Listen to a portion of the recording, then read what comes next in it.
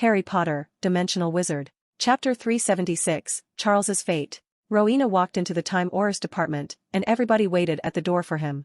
The older man in charge of the department was in the front. Your Highness. Stuart, how are you doing? She asked with a smile. Better than I've ever thought. That's good. I've heard you have a new girlfriend. Isn't that your 6th this month? No, it's only the 5th. And the reason you broke up with her this time? Stuart smiled in embarrassment, and Rowena did not ask. He knew Stuart had a bad habit of getting with women who looked young despite being the same age as him. The odd thing is that he refused to use youth elixir to regain his youthful appearance. Moreover, he would break up with them for the most absurd reason. He has often been assassinated as these women tried to kill him after he broke up with them. Where is he? Asked Rowena. Then, Stuart led her to the prison chamber where Charles stayed. Leave us alone. Yes. After watching Stuart leave, Rowena used her authority to take control of the entire building, isolating Charles's prison room to prevent any form of spying. Then, she walked in. Charles, who sat in an ordinary bed, saw a beautiful woman walk inside his room. He immediately recognized her as Empress Rowena, but he knew her best as one of the founders of Hogwarts, Rowena Ravenclaw. The moment he saw her, he squinted his eyes. He had become very sensitive after his reincarnation, and he could sense the terrifying mana echoing from Rowena's body. Is this the power of a Tier 7 Arcanist?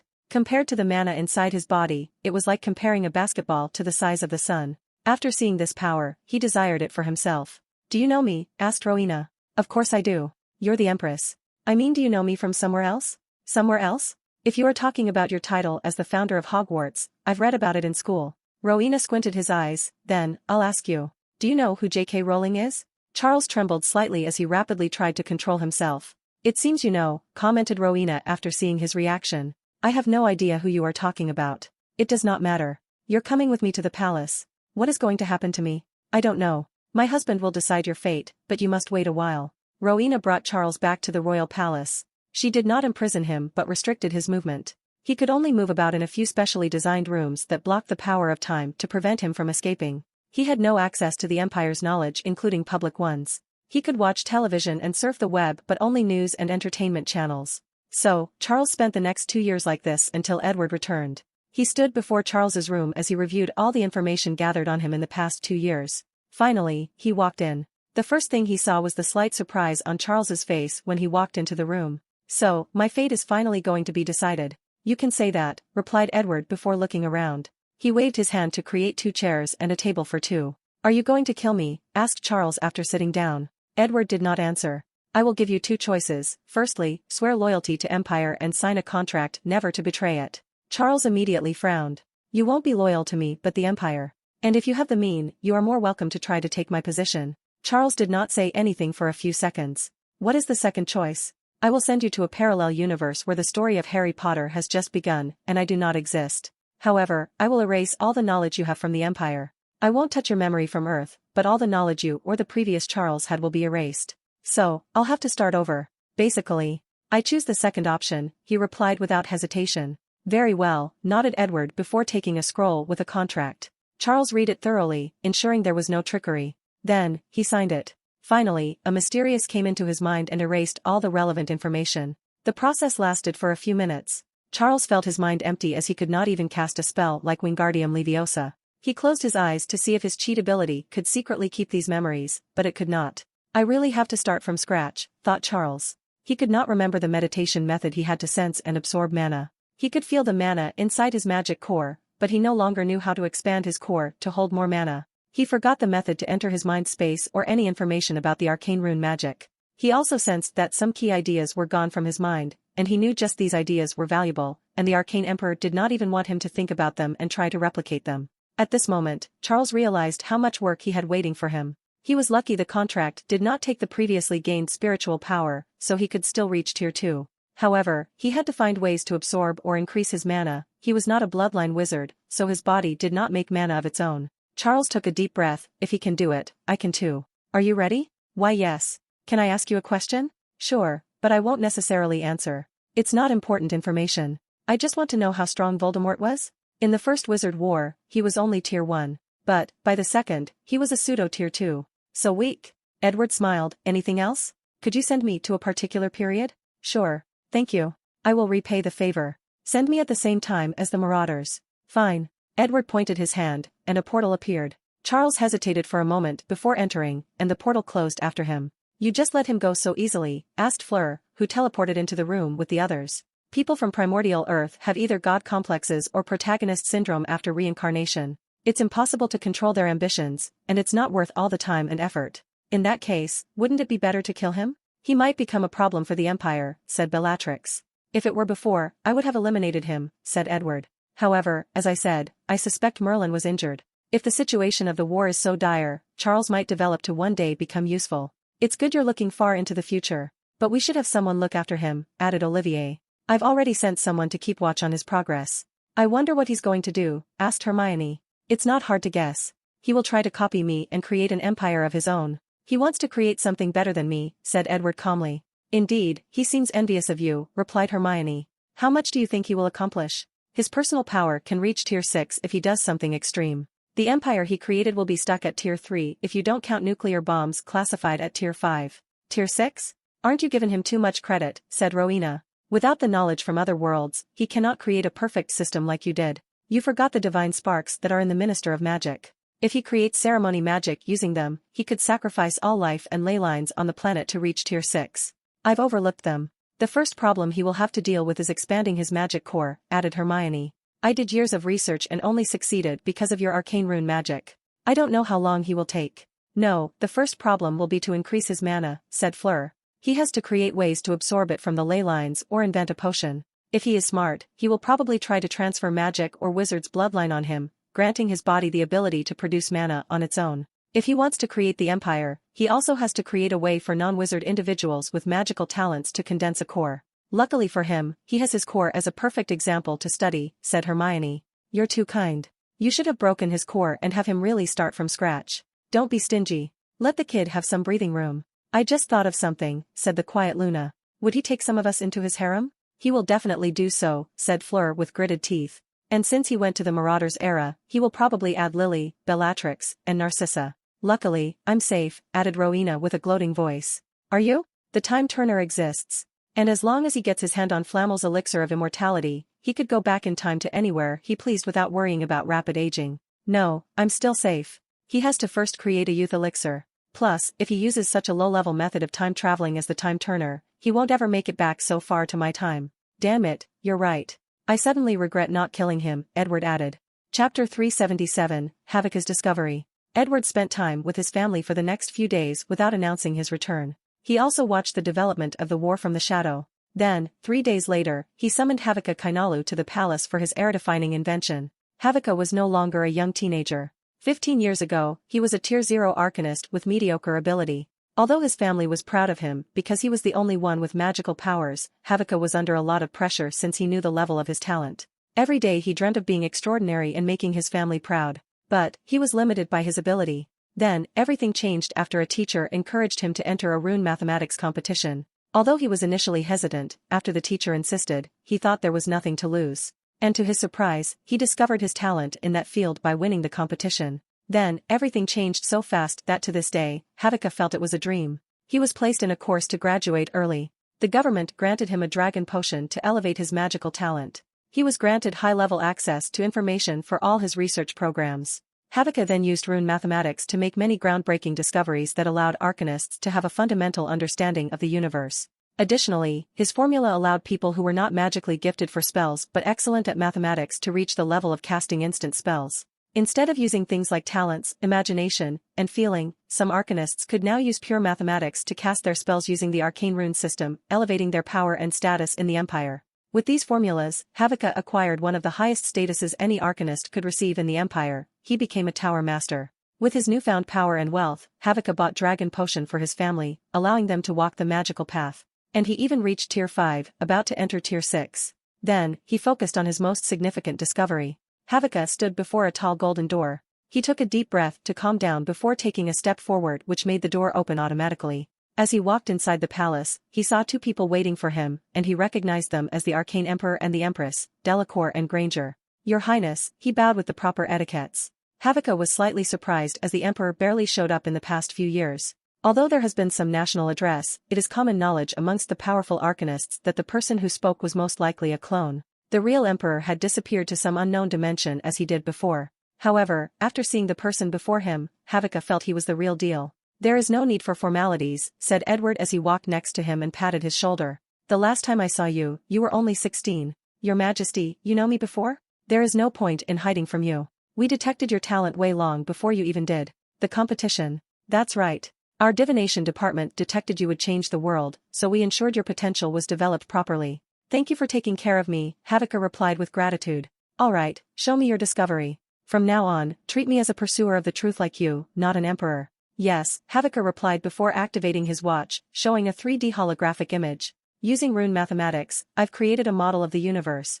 I've perfectly calculated its scale, mass, volume, density, etc. However, this is the least interesting thing about my model. I have considered all dimensions, large and small, that make the universe, alone with parallel timelines. As you can see, with this model, we can calculate the location of all dimensions and parallel universes.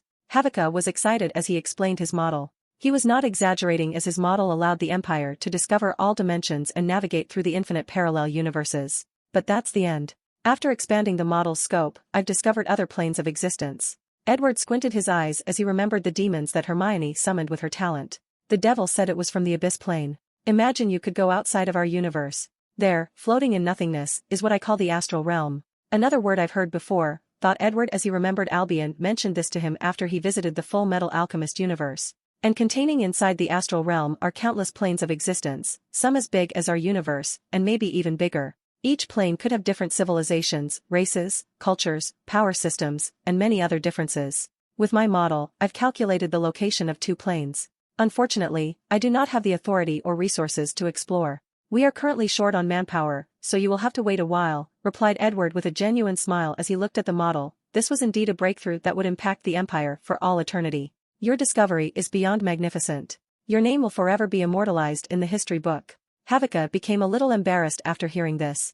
The other empresses said the same, but I think they are exaggerating. They are not, replied Hermione. Forget your discovery's long-lasting impact, think about the short-term ones.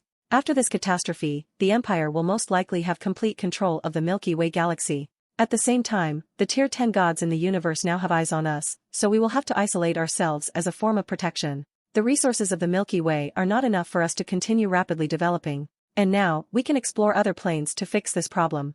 I've never thought about that, muttered Havika. The people in his circle have long predicted the Empire would conquer the galaxy after this catastrophe. However, no one thought the consequence would be isolation to protect the Empire from other powerful entities. And isolation usually leads to depletion of resources, especially with the speed the Empire was developing. Once again, we would like to thank you for your discovery, said Edward. It is my honor. After that, Edward spent the next hour asking him about his model before dismissing Havika. What do you think? Asked Rowena, who teleported to the room once the family was alone. Amazing. How many planes did we discover? There are 2 more besides the one Havika discovered. We used the Witch Lord you brought back from your previous voyage to divine the position of the abyss plane. Then, your apprentice, Chloe, used her connection to the dream dimension she discovered to find the location of the nightmare plane. Is there a connection? Asked Edward with a frown. Yes. She theorized that some beings are trying to invade our place using the dream dimension. As expected, said Edward as he caressed his temple. Let me guess, there is something important about our plane? Correct again. Our plane was once called the Magus plane, but now, it is referred to as the Cosmic Faith plane. And it is the only plane with a multiverse, the only plane individuals can reach Tier 11. That would explain many things, replied Edward.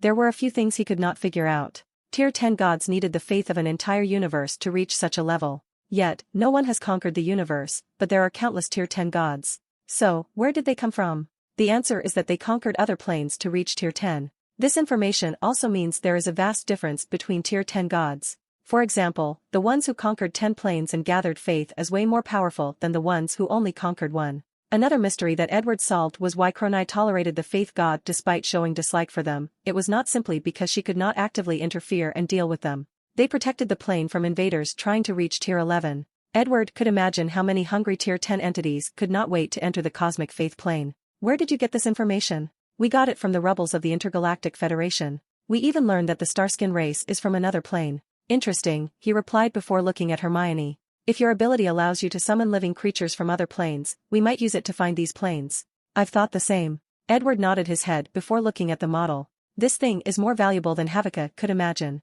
Then, he began to expand on it even more. He added the source wall, which surrounded the entire astral realm. Then, he expanded the formula to go beyond the astral universe and go into the void. Calm. He used the location of the 3 worlds he traveled to and added them to the model. The final version was the astral universe, which contained many planes, including the one Harry Potter took place, the Abyss plane, and others. The cosmic faith plane contained many dimensions, small spaces inside the larger universe, along with parallel universes where every choice someone made created an entire universe. Beyond the astral universe was the omniverse, where all the anime, movies, games, etc. he saw on primordial Earth were real and separate universes with their own laws and regulations. Edward sighed deeply once he finished. With this model, I could calculate the coordinate of other universes and have not to rely on the Akashic record for coordinates. Chapter 378, True Name. Fascinating, said Rowena, and Edward finally remembered there were people around him. He looked at his surroundings and could feel a lot of time had passed. How long have you been writing? It's been 2 weeks. That long? How is the war situation? Everything is under control, replied Rowena as she looked at the new model Edward had created. She also studied rune mathematics so she could follow along. That's good, Edward replied with relief. Then, he also focused on the model. What do you think? With this optimized version, it should be easier to map out all the planes in the astral realm. However, that will take a long time. Not to mention eventually calculating the coordinate of other universes. I know that. So, I'll leave the rest to Morgana. Do you want to give Havika the new updated model? No. The secret of the Omniverse can only remain in our family, at least for now. As you wish, she replied before continuing to look at the formula. A few minutes later, she said, there are some deviations on this part. Where? When considering how void energy operates, you can optimize your equation to be like this. Rowena wrote many runes on the air. Is this the result of your research? Yes. Edward nodded before correcting and adding the optimization she showed him. This might help me enhance the floating city, Edward commented as he looked at the final formula. Furthermore, this model of the Omniverse has a long way to go before we can accurately calculate any coordinates. Buy more coordinates from the Akashic record and use them to complete the map. Start with the weak worlds that do not cost much. That's a good idea. Better yet, we will use the clone that will infiltrate the Lord God space to gather world coordinate. You're just being cheap. After the previous expense, I cannot help myself. Rowan shook her head before leaving. They were in rotation to check on him, and it was her turn. Now that he was no longer in deep focus mode, she left to continue her research. Meanwhile, Edward also has other things to do. His return was still a secret, and he had a lot of work to do. His recent calculation was separate from his already busy schedule. So, the first time he did was to check on Draco Malfoy, who was poisoned with a strange time curse. He checked on him in the death coffin he designed to place someone in a death suspension state to prolong aging or death. Draco was hit with a somewhat unique curse that had the power to adapt and evolve. And after being hit, it fused with the Kairos poison in his body to evolve into a time-related curse.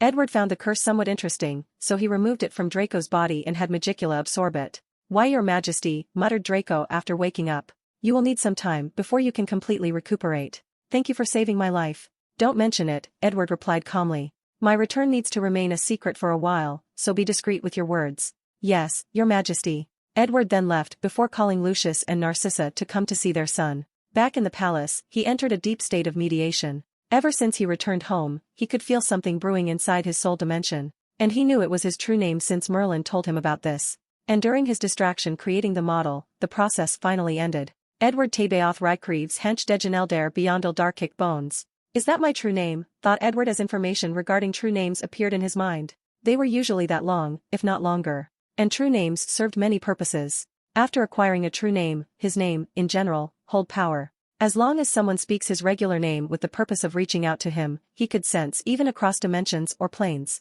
Edward closed his eyes as he could now sense all the worlds he had previously traveled to since many people were talking about him. Although he could not reach or interact with these people since he was not powerful enough, he could still sense them. Moreover, Edward could also sense that his title as the Arcane Emperor began to hold a certain weight, certain power. Is this what people meant by God's name cannot be spoken in vain? As he concentrated, he could sense anyone below Tier 7 who mentioned his name. He could listen to their conversation if he so wished, even ignoring some of the enchantments in the places they were in. However, it was not all enchantments, but some of them. Let's test the other abilities, he muttered before summoning a short and stinky green creature in his room. It was a goblin. The creature looked at Edward with desire while making some inaudible noise. With a look, he restrained them before saying, "With my true name, I bless you and grant you the name Rakshar." A white light flashed on the goblin's body, and he grew to 2.5 meters.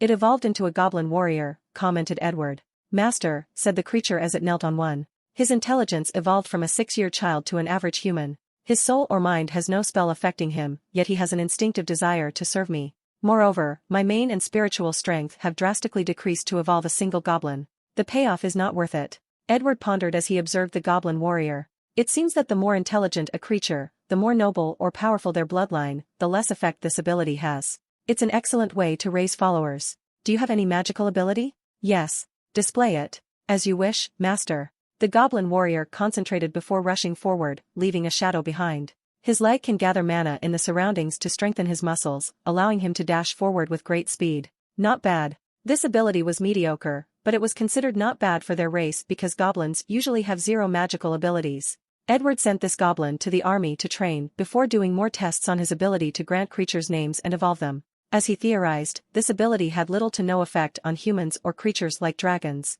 However, it was very effective for lesser intelligent creatures with weak bloodlines. However, Edward believed as he gets more powerful, it should work on them eventually. Also, all the creatures he evolved also had one magical ability, some good, some bad. The true name seems to grant magic users some abilities available only to demons and gods. Gods could bless individuals, granting them many talents or gifts. Furthermore, they can detect when their followers speak their names, no matter the distance. Meanwhile, powerful demons also had true names. When signing contracts, if those demons did not use their true names, then the agreement would not apply to them. This is one way they can trick people when signing contracts. And the same applied to Edward. Without using his true name, the contract's restraint on him was drastically reduced.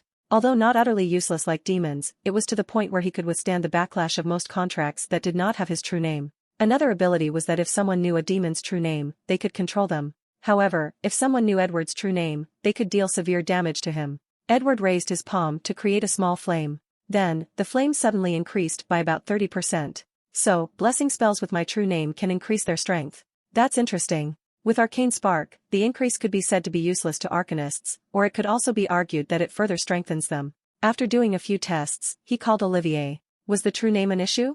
All the Tier 7 arcanists in the Empire had a true name, making their previous contract almost useless. Not really. After discovering its power, we informed everyone who wanted to use the time room to advance that they would need to resign their contracts.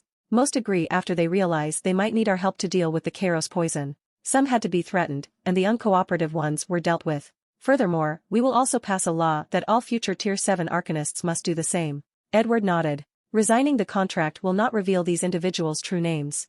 There will only be a mark that indicates the person used their true names to sign the contract. He chatted with Olivier for a while before continuing with his work. Chapter 379, Soul Limit. Edward's next task was to deal with the universe web. He had to find a way to block the entire galaxy's access to the web, preventing further information from getting to the Tier 10 gods. Edward pondered deeply as he looked at the knowledge he had acquired about the mana grid. It will take too much time to design the blocker from scratch, so let's try something else. He pulled out information about Charles Wentworth. During his incarceration, the group secretly monitored his soul dimension to gather more data on his ability. I could recreate some version of it, muttered Edward after analyzing the data. He closed his eyes as he used Astaroth's time magic. He sent his mind into the future to bring back knowledge on building the universe web blocker. After a few minutes of trying, Edward frowned as he felt a powerful resistance. As expected, it is harder to use time magic in my universe. Then, he continued his exploration. He felt he was navigating a river composed purely of time. However, many things in the river prevented his investigation. Furthermore, he could not see, sense or detect these obstructions, making navigation difficult. Simultaneously, he had to use a great deal of his mana and spiritual strength for every second he stayed in the river. Luckily for him, after more than an hour, he sensed his destination and left the river. At that exact moment, Edward felt countless unknown knowledge transmitted to him from a distance and a familiar source. Success, Edward muttered when he opened his eyes. He reviewed the blueprint in his mind that showed how to build this blocker. That resistance. Is that the world's natural way to prevent people from messing with time? If that's true, then Time Lord's magic is more special than I thought. Based on the information the Time Aurors have gathered, Time Lords can forcibly change a timeline through time travel, which makes the time magic they use special or unique in some ways. I'll research that later, he thought before focusing on the task at hand.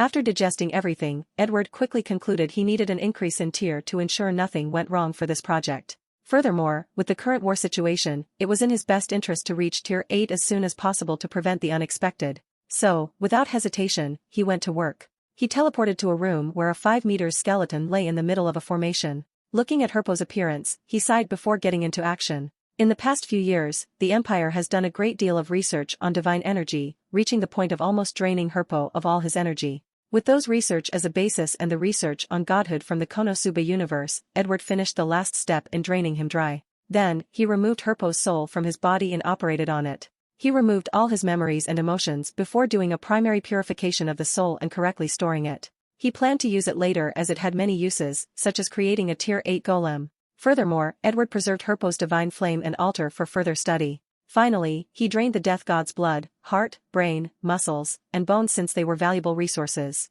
Herpo the Foul, now Herpo the god of death, was no longer in the mortal world. Edward took one last look at the departed dark wizard and sighed out loud before leaving. He proceeded to purify the divine energy even more before creating a soul increase potions. Holding a potion with golden liquid, Edward did a few more tests before drinking everything. He closed his eyes as he sensed the strength of his soul rapidly increase. The feeling was intoxicating that he almost moaned. The process only lasted 2 hours before ending, and Edward felt the world was brighter than before. His mind was faster than before, surpassing even some quantum computers if he focused intensely enough. Regardless of how great the sensation was, he did not dwell on it since things were not finished. He proceeded to drink a second vial of the potion. However, his target was not his soul but his body. Due to the versatility of divine energy, he only needed to tweak the potion a little to ensure it worked. With this new version, Edward could feel his aura drastically increase as it traveled throughout his body, tempering and elevating it to a higher level. The process was excruciating and lasted for 5 hours. Then, without wasting time, Edward activated the Pathfinder title ability he received from the Akashic Record, allowing him to take a small percentage of mana from all the people who used his arcane system. With the current size of the Empire, spreading to dozens, if not hundreds, of star systems, countless arcanists used his system. So, Edward felt a rush of pure mana entering his magic core. He acted swiftly by controlling these mana to enter his soul dimension and store them inside. And in just 1 hour, Edward not only entered Tier 8 star systems level but also became one that could destroy at least 30 star systems with one spell. He opened his eyes from the meditation state, feeling the power coursing through his veins. With a snap of his finger, he could annihilate the entire solar system, and this power was intoxicated. However, Edward quickly regained his bearings since he knew how weak he was compared to beings like Merlin and Solomon. And knowing of the war waiting for him, he knew it was not time to be complacent with a mere Tier 8 advancement. So, after regaining his mind, he focused on the new ability he developed called Apostle. He can bless 6 individuals, allowing them to reach the same level of strength as him with enough resources. It did not matter what race these individuals were from or whether they had magical talents. These 6 people would become his apostles, his loyal followers. The downside to this ability was the apostles had their life bonded to Edward. They would die as long as Edward wished it or something happened to him. On the upside, if any apostles died, Edward could revive them as long as he was alive and had the resources. Is this the ability arcanists will awaken after reaching Tier 8? It's not a bad one. Edward was relatively satisfied with having 6 powerful, loyal, and undying followers. With this ability, he suddenly remembered his Shikigami, Hokuto. So, he ordered Morgana to allow it to bathe in divine energy to help him transform. The Eastern Dragon could significantly boost his strength if used appropriately. Finally, Edward did a few tests on his strength, and he discovered an anomaly in his soul. He opened a document that contained a recent magical discovery of the Empire. After reading it, he closed his eyes to sense his soul. What's going on? The increase of my spiritual power through knowledge is so small that it's an anomaly. Boss, I can answer your doubt, suddenly said the little elf, Morgana. You know? Yes, you've reached your soul limit. What do you mean? Morgana showed him some new data before explaining. A few years ago, the Empire discovered humans had soul limit, which determined the highest level of tier they can naturally reach. It is Tier 6 for humans, and most people cannot even reach the limit of their souls. Your arcane rune system is well made, pushing the limit to Tier 7. But from Tier 8 and above, it will not work, FENL. Edward frowned as he scanned through the study. I see. My soul is special, so my limit is Tier 8, but it is 7 for the others. Also, Rowena had a mutation, so her limit is also Tier 8. That makes sense. The specialty of his soul was due to his reincarnation, while she had to undergo years of intense pain and suffering before achieving a successful mutation. Is there a solution? The royal family has done some private study with clones and discovered the soul limit can be pushed to Tier 8 with enough divine energy. But the current data indicate that reaching Tier 9 might require another method. It even theorized that divine energy from higher tier god might not be helpful. This could explain why faith has become so popular in our plane, said Edward while caressing his temple. You're correct. Preliminary findings have indicated that faith is another solution to this problem. Edward did not like faith, nor did he plan to use it on himself. So, he needed an alternative solution. Chapter 380, The Blocker. On the top of my head, I can think of 2 worlds where I can rapidly gather knowledge about the soul. The Marvel Cinematic Universe with the Soul Stone and Bleach's spiritual pressure system. Either of these 2 worlds would be helpful, so Edward decided that one of them would be his next voyage. However, this was not the time to deal with this problem since he had an important task to accomplish. He waved his hand to display a holographic blueprint of the floating city. He opened the designs of the 3.0 versions that he had already designed. With the new knowledge I have, I should probably add more things to this version. Edward needed the power of the floating city to build the universe web blocker. However, the current level of the floating city might not be enough and needs an upgrade. This will take a little time, so let's try the previous method, Edward muttered before closing his eyes, entering the river of time again to connect to a future version of himself. Unfortunately, the resistance he encountered this time around was even more. Edward did not easily give up, so he persisted, pushing his spell to the limit. However, his cosmic awareness activated, and he felt great danger. Acting on instinct, he immediately stopped and exited the river.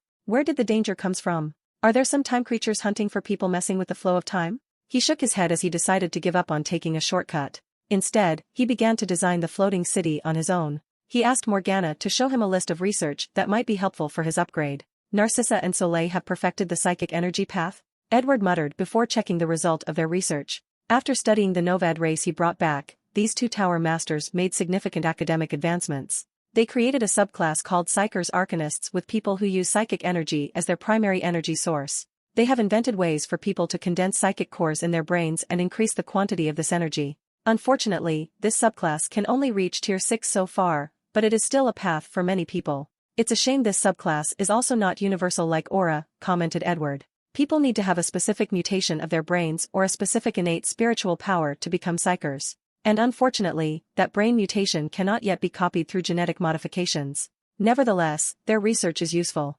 Narcissa and Soleil followed his advice and developed an entire technology tree based solely on psychic energy. They even successfully created tier 8 psychic weapons. And one of their creation is a way to convert mana into psychic energy. According to their recent study request, they believe they could create a tier 9 psychic weapon if they had access to one of the floating city. Master, you always worry that the floating city only functioned with one power system. Now, you can deal with this problem, said Morgana. Indeed, Edward always feared and prepared for the worst. So, he often worried that he would end up in a situation or universe where mana does not work, rendering the floating city unfunctional and causing his death. But now, for this update, he decided to incorporate other power systems or other forms of energy. Boss, this research might help you. Edward looked at the data, showing George and Fred Weasley's latest research. Their task was to create an energy converter, allowing different energies to convert to mana. They have to work with many other arcanists for their research, including Narcissa for psychic energy, Artie for divine energy, and Tau Master Iwero for elemental energy used by the Lemurian civilization. These guys did a great job, commented Edward, despite knowing the Royal Guard had to force them to return to work whenever they decided they wanted to waste time. The majority of their research was completed. So, things like electricity, nuclear, antimatter, solar, tectonic plate energy, psychic energy, and many others could be converted into mana and back. Their only issue was dealing with high-level powers like cosmic energy, divine energy, and soul strength. These two had some results with divine and cosmic energy but had little success with soul strength. So far, the best correlation detected between mana and the soul is that the latter is required to control the former. Mana can also directly affect the soul. I can include all these systems in the city, ensuring I never have a problem with energy failure, commented Edward with a smile. There is another one, said Morgana. Arthur Weasley also made some technological development. He created a way to use pure technology to travel through the astral realm. Edward also reviewed the research, smiling even deeper. He was always happy when his close friends and allies prospered since it also meant his and the Empire's prosperity. Excellent, he commented. When it comes to science and technology, he knew he was not the most gifted, not even close. So, he always delegates its development to others, not really focusing on it too much. And his decision was proven to be correct after seeing results such as this. With Arthur's discovery, he will not have to worry if he crashes into a world where the laws of physics only allowed technology and no extraordinary powers. His floating city will only have to change to Arthur's invention. Alright, let us begin, said Edward before starting the update. He first decided to use a time acceleration rune since he wanted the upgrade would probably take a few years. He first entered the core of the floating city, and after analyzing all the enchantments, Edward decided to start all over instead of just upgrading the existing one. It was easier and faster that way. Anti-gravity, energy distribution, energy converter, environment control, system linkage. Edward kept saying a bunch of words, and every time he did, a white light would flash on the floating. For the optimization, he used the word blessing enchantments that he learned watching the gods, mainly Hephaestus, create diviner artifacts in the mummy world. At the same time, he began engraving the same enchantments using the mana method enchantment he learned from the dwarves in the Black Clover universe. He linked the word bless enchantments with the engravement enchantment, elevating the floating city's magical technology to an even higher level. I'm really an unparalleled genius, said Edward. To cast these two enchantments, he had to perfectly control them, ensuring the mana used at their cores was on the exact frequency. For such a high-level technique, he believed no more than a dozen people could do such a thing in the entire universe. I can do even better, commented Edward before beginning with the core enchantments. In a pocket dimension linked to the floating city, Edward engraved another set of enchantments needed for the floating city and linked them to the previous two sets. Threefold enchantment, he muttered with a smile. Not only can they boost each other, nothing will happen if one set fails. Safety and power. Edward was satisfied with his masterpiece. We can do better. He then began the fourth set of enchantments, using the micro-engravement method. He spent months engraving microscope enchantments all over the floating city before linking them to the other three. The process was more challenging than the previous two, and he failed many times. Nevertheless, he learned many things and his artificer skill drastically increased in the process. Fourfold enchantment. Yes, I deserve the title of a divine artificer. Could I go for a fifth fold? Edward frowned as he did not have another enchantment system he could use. The Empire has many enchantment techniques, but they were only subcategories of these four. They acquired the Elf's enchantment method in the wreckage of the Intergalactic Federation and through some shady means. However, the technique was a combination of word bless and engraving enchantment, only using the Elf's language. As for the dwarves of this universe, they did not have an enchantment technique and relied purely on materials to craft magical items. Edward has already changed Morgana to use some of their knowledge to optimize the entire city. As such, there were many golems doing renovation all over the city. Alright, up the next step. Chapter 381, The Blocker, 2. Morgana, give me a preliminary analysis. Yes, Master, according to my analysis, the floating city has barely reached a Tier 10 weapon. Barely? Yes.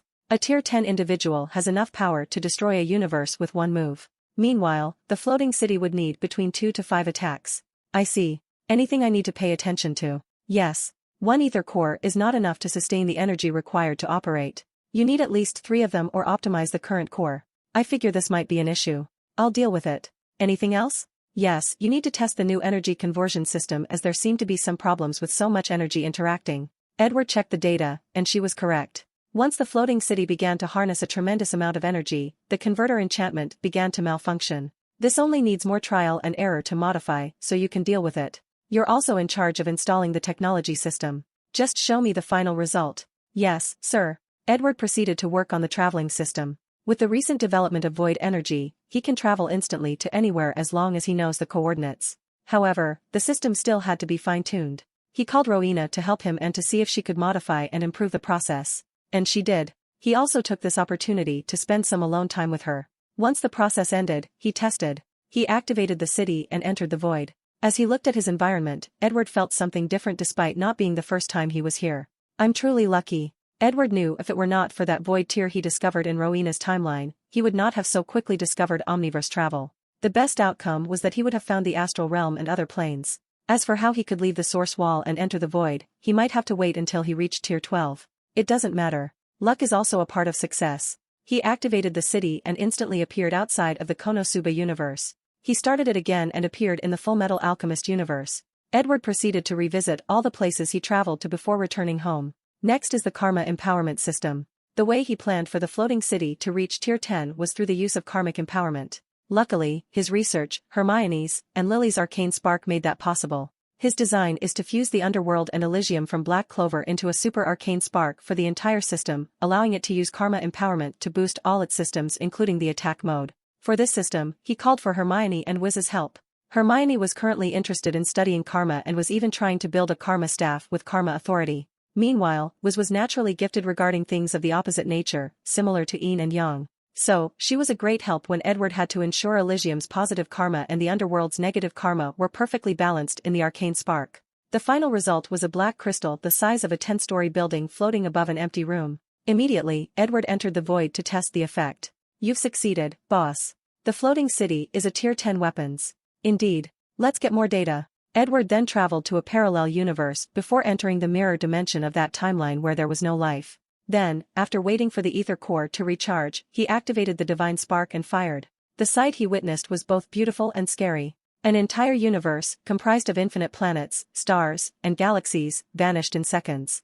All matter, particles, dimensions, energy, and spirituality vanished from the face of existence. What a scary world we live in, thought Edward before leaving. After returning to his timeline, he continued his work. He had one thing to add before dealing with the energy issue. He installed a rebirth pond in the city, which he took from Eve's Elysium. A new angel will be born by placing a pure soul in the pond. He even created another birth that gave birth to devils. With this pond, I will have a demon and angel legion. Adding to the Golem Legion, the floating city is a walking armed civilization. Next is the ether core. Boss, I've discovered something, said Morgana, who suddenly appeared. Then, she showed him a video of the arcane spark. Edward saw it was absorbing a bunch of black and white lights. What's this? Positive and negative emotions. The divine spark can naturally absorb these emotions and convert them into karma, REO. Really? That would deal with the issue of slow growth. Unlike Arcanist's personal arcane spark, the one in the city is based on Elysium and the underworld, which had the natural ability to generate positive and negative karma. However, the process is very slow, so Edward has to be careful about how much karma he uses for empowerment. But now, he no longer had to worry about this issue, especially since there were plenty of emotions during this war. An unexpected but welcome development. Test and gather more data. While the little elf did that, Edward proceeded to deal with the ether core. Because of his divine artificer title, he had unlimited stamina when forging, so he did have to take a rest. The first thing he did was create a second one. Normally, this process was tedious and required a lot of effort to gather so much mana from the ley lines. However, he could now directly absorb mana from the mana grid. So, creating a second ether core only took a few days. The next step was to optimize the original core. Edward called Aqua for help. The water goddess had an uncanny talent for purification, making her perfect for this task. Of course, Edward had to bribe her for her help. To be exact, he almost tricked her into helping for free, but Kazuma interrupted him, forcing him to pay for her service. So, after putting a curse on him that would make his life miserable for the next month, he took Aqua away. He immediately plugged her into the second ether core to elevate her purification powers. Then, he had her purify the original core while absorbing a large quantity of mana from the grid. And his method succeeded. With the mana quantity and quality drastically increased, the ether core elevated to contain tier 10 energy. Edward also took this opportunity to gather enough data on purification to ensure he would not need Aqua's help when he wanted to create a second tier 10 ether core. Truly a masterpiece, boss, said Morgana as she looked at the final result. I know, right? However, we shouldn't be too proud since this is nowhere near the pinnacle of artificer. Alright, let's add the blocker. Edward went to add a few more enchantments to the city before activating them. Then, 9 black magic circles appeared above the city, sending an invisible energy wave throughout the galaxy that no one could detect. Only Gudnad felt something had occurred, but he could not detect the origin or the exact change until his follower came rushing into his throne room, telling him something significant had happened. The galaxy had lost connection to the universe web, and Gudnad was not the only person who received the news since everyone used the universe web for communication. Meanwhile, the perpetrator of this incident also received the news. So, it worked, said Edward. The blocker was simple as an idea. The mana grid exuded a unique frequency. As such, if he used some energy to disrupt that frequency, it could disturb the communication properties that the tier 10 gods used. And from the information he received from the future, anti-magic was the best power to use as a counter. So, Edward accessed the part of the grid that flowed throughout the Milky Way galaxy and disrupted it. That way, the grid will remain intact in the other part of the universe but rendered useless in the Milky Way. Chapter 382, The Seven-Pillar Pantheon. Outside of the Milky Way galaxy, 7 individuals floated in the void, looking at a purple shield that surrounded the entire galaxy. Multiple color lights flashed from their movies as they used devastatingly powerful attacks against the protection. They used attacks on the universal scale that would cause a major catastrophe if not for them concentrating all their power on the shield, preventing their strength from spilling. Unfortunately, their attempts were useless, at least, they appeared as such. This is pointless, said Lifer, the god of light, justice, balance, and commerce. He was a man with golden hair and blue eyes, dressed in all white, and a noble aura emanating from him. He had a silver scepter with a bright blue gem on top. The magus weapon used is probably a quasi-tier 11 artifact. Even more reason we should not give up, replied NWA, the god of darkness, curses, and cruelty. He was a man with black hair and green eyes, dressed in all black and holding a black scepter with many jewels of different colors. NWA is correct, this might be our only chance at reaching tier 11, replied Morticia, the goddess of death, who had a dark purple robe, silver hair, and holding a cliché scythe. She is also the goddess of subjugation, pain, and the goddess of elves indicated by her long ears. Don't be a hypocrite, Morticia. We all know you don't want another tier 10 death god to appear since it will reduce the power of your authority, commented Lavi, the goddess of life, fertility, druid, joy, and dark elves. She was a beautiful woman with purple-color skin, long ears, and wearing a pure white dress and a crown made of flowers. A common fact of the universe is if two people reach tier 10 of the same authority, their power will be shared, thus weakening both. As such, the top tier 10 gods will not allow anyone to reach the same level as them. And this is also the reason they all have secondary authorities. You all know it's pointless to argue. It's also pointless to keep attacking this shield as we need a better method, added Delilah, the goddess of magic, knowledge, and communication. She had a blue magic robe with a hood and runes inscribed in different places, along with a wooden staff. Isambard, do you have another way? She asked, looking in the direction of a short man with long red hair and a beard wearing leather armor and holding a large hammer. Isambard, repeated Delilah with a slightly raised voice. Did you say something? Asked the god of forging, runes, technology, and dwarves. He did not hear anything as he was too busy admiring the work of the Magus race. Many people praised him for being this plane's greatest forger/artificer. Still, Isambard was always humbled when he came across any work belonging to the Magus, even the lower tier ones. I ask if you have another method to enter? The only weakness of this artifact is its user. The tier 9 death god does not have the power to wield such a powerful item.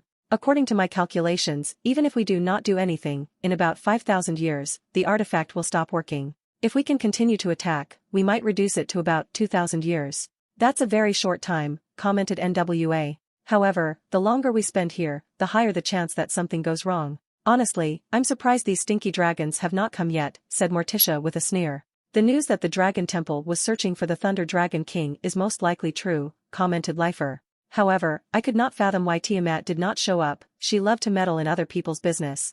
The dragon race was, without a doubt, the most powerful race in the plane. However, they were divided into factions, the Dragon Temple with all the Dragon Kings and the Dragon Pantheon led by Dragon God Tiamat. Because of contradictions that traced back billions of years, these two groups never got along very well unless the existence of their entire race was threatened. Forget all this nonsense, said Gnar, the god of war, blood, slaughter, and orcs. He had dark gold armor on his body with an enormous axe. NWA, when are you returning the Cruelty Authority to me? The Cruelty Authority once belonged to him but was stripped by NWA. I've won it fair and square. How could there be war without cruelty? The same can be said for darkness. Enough, Gnar.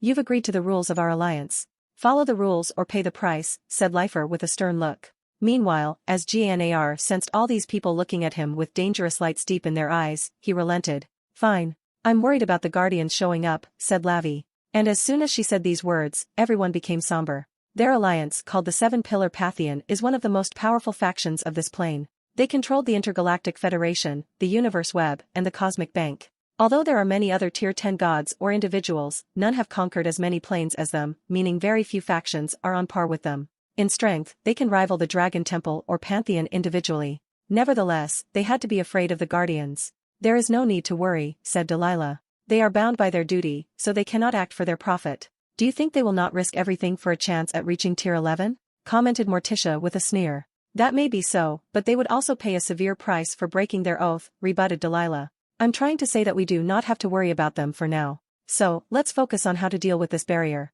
Isambard. Huh, he muttered, distracted by studying the shield. Right, method. The other solution is to have someone from the inside affect Guznad. As long he is weakened or even distracted long enough, we can use the opportunity to forcefully break through. From the inside? We could lure some people to do our bidding, analyzed Delilah. With the current situation, a promise of salvation is very enticing for man. Delilah stopped her words as she squinted her eyes. She rapidly closed her eyes for a few seconds before opening them with an intense look. I've lost access to the universe web. What do you mean? Quickly asked Lifer. Something went wrong with the mana grid that ran through the galaxy. I've completely lost access. As the goddess of magic, she was mainly responsible for the mana grid and universe web, while Lifer was responsible for the cosmic bank. Of course, the others had powers to balance each other, but they were the main leads. Does it have something to do with that arcane empire? Asked Lavi. I don't know, but it is very likely, replied Delilah. Our guess that they acquired a primary inheritance of the Magus is very likely. The Magus once ruled the plane, spreading through countless planes. According to analysis based on archaeology findings, the race had many Tier 11 powerhouses and controlled 70% of all the planes in the astral realm. Then, they suddenly disappeared. Many people wondered why, but these 7 discovered some secrets. The Magus wanted to reach Tier 12 and leave the source wall. And their disappearance was the result of failure or success. And from what the group knows, the Magus race left their inheritance scattered in different planes. Individuals left most inheritances, but the entire civilization left some. These inheritances were called primary inheritances. Anyone who acquired them could build a Tai-10 civilization in a short time if they could decipher it. Once we enter, the first thing we must do is get rid of the Arcane Empire, said Lifer. The way they operate is too similar to the Magus race. Agreed, said the others. But now, we must know how to pass this barrier. I may have an idea, added Delilah. Chapter 383, Hooky Iron Flame. Morticia, why don't you control the elves and force them to attack Guznad? As long as he is distracted long enough, this should be enough for us, said Delilah. I wish it were that simple, she replied. Even if they are not your believer, as the god of elves, you should be able to influence them at least. Regrettably, these elves are the descendants of the High Elves. As you know, during the battle back then, they severed all bloodline connections with me. So, even if their bloodline is extremely thin, I still cannot influence them. Delilah frowned as she remembered something similar had occurred back then. What about you, Isambard? I refuse. Why not? I won't do something so cruel to my race, replied the dwarven god. This is not the time to be sentimental, said Lifer. Unfortunately, humans are a particular species not bound by bloodline. This is one of the reasons that there is no human god. As such, even if he was once a human and is now a god, he could not do the same. It wouldn't work anyways. The dwarves in this galaxy are nothing but a tier 7 civilization. Guznad would wipe them out effortlessly. Isambard had a bottom line, and his race was one of them. Delilah frowned as she knew the latter was just using an excuse. What about you, Gnar? The orcs are scattered and cannot even be considered a proper racial civilization. Plus, the most powerful one is only tier 6. Delilah frowned. None of them had followers remaining since Guznad seemed to have targeted them. In that case, let's use the intelligence. You want me to control their technology and have them attack Guznad? Asked Isambard. As the god of technology, he could achieve such a feat. That's right. This could work, but as you know, they've scattered after Guznad's fall of darkness. It will take some time to regroup them. How long? A problem a few dozen years. I could also secretly influence their technology and raise it to tier 9. Excellent. Let's use this plan. Milky Way Galaxy, Solar System, Planet Earth, Arcane Palace. Edward sat at a table, enjoying a luxurious dinner. He spent more than 30 years inside the time dilation, optimizing the floating city. Meanwhile, only a month passed outside. Here, try this, he said as he handed some new delicacy to someone. Thanks, old wizard king, replied Charmy, who closed her eyes to enjoy her food. The new food in this world is delicious, so many things I've never rested before. I know how you feel. Every day, countless new recipes are created. Who knew slimes could be a delicacy, replied Edward, enjoying himself. Midway through their dinner, Amelia walked in. Who's this? She asked. That's Charmy that I've been talking about. You mean you supposed adopted daughter? Adopted daughter? I guess you're right, but I've never thought about it that way, replied Edward before looking at Charmy. Do you want to be my daughter? Do I get to eat delicious food like this? Yes, and anytime you want. Okay. You can be my wizard king papa, she replied while munching on some newly discovered chicken species. Edward caressed her head, amused by the title she gave, before continuing to eat. Amelia shook her head before taking a seat next to Charmy. Since you are now part of the royal family, you have to learn how to eat with the proper etiquette. What? That sounds boring. It is. But you still have to learn. Charmy pouted, looking at Edward, her eyes asking for help. You can eat however you want, but you have to learn first in case of an official event. Charmy pouted but still placed the piece of meat on the table, holding her fork and knife. While Amelia taught her, she also sent Edward a document. What's this? The bill for your floating city. Edward read the data while wondering why he was shown this data. Then, he almost spat out the food in his mouth. So much? Yes. You almost broke the economic system of the entire empire with all the resources you used. Where did we get so many resources? Edward scrolled down to read the entire report. He was so focused that he never realized how much he used. But now that he was dealing with the situation, he realized the empire could never provide so many resources. CM. We acted swiftly and sent the other 2 cities to parallel dimensions to mindlessly plunder. We also sent a team equipped with world gates to the blank realm, and there were many casualties. Was there any issue? There was. Luna predicted an unknown danger and warned the team. However, one of the floating cities was attacked by an unknown entity, and it was destroyed in the process. Is everyone alright? Don't worry. No one was injured. That's a relief. The point of me telling you this is you should be more mindful of this kind of thing in the future. Plus, be aware that we do not have enough resources to build another tier 10 weapon.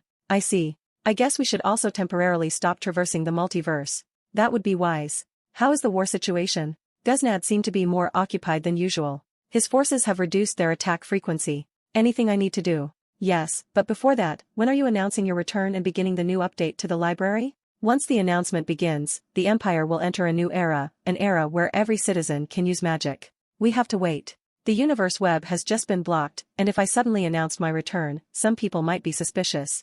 It's always good to be cautious, said Amelia. Although we have supposedly cut off contact of the outside gods with this galaxy, we cannot rule out they have other means of communication. That's what I'm worried about. You said I had something to do? Yes. Luna made a divination. You have to go somewhere to meet an old friend of yours. That friend will be the catalyst for the dwarves to surrender to the Empire. An old friend? And a dwarf, said Edward before remembering something. Hooky Ironflame? Many years ago, he went to a famous mercenary bar in the Milky Way with Fleur, where he encountered a dwarf and an elf.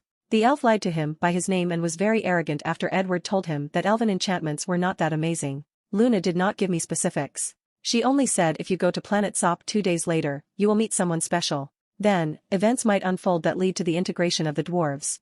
Alright, I'll go. Edward tried to spend more time with his wife for the next 2 days, but everyone was busy and had no time for him.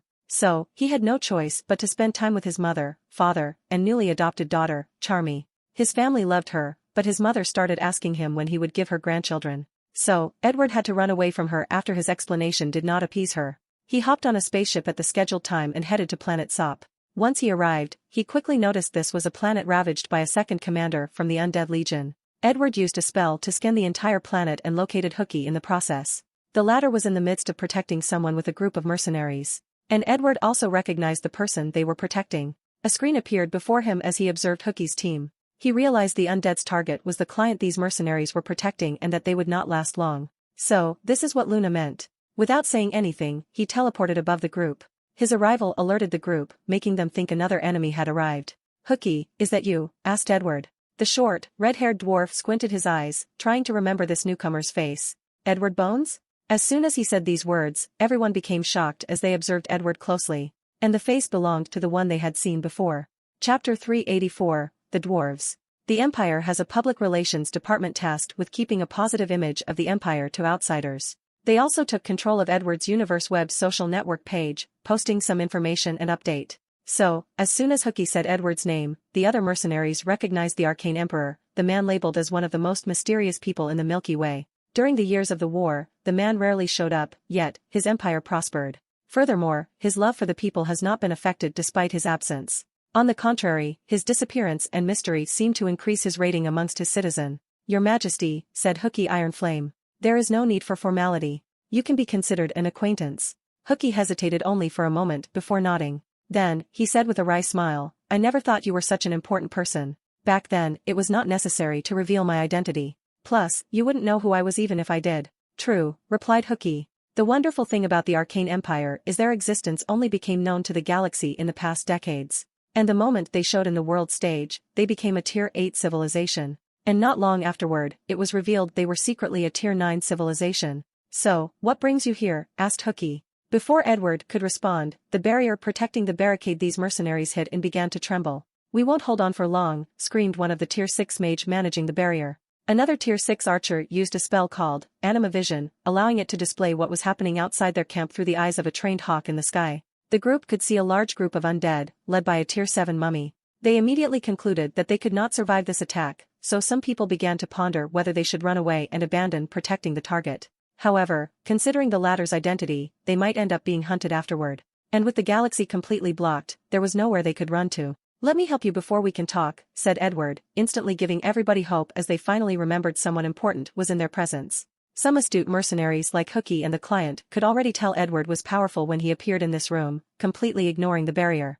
Edward calmly raised his hand to manifest a golden light. The light then spread from his body to envelop the entire planet, and everywhere it passed, it instantly purified the undead legions.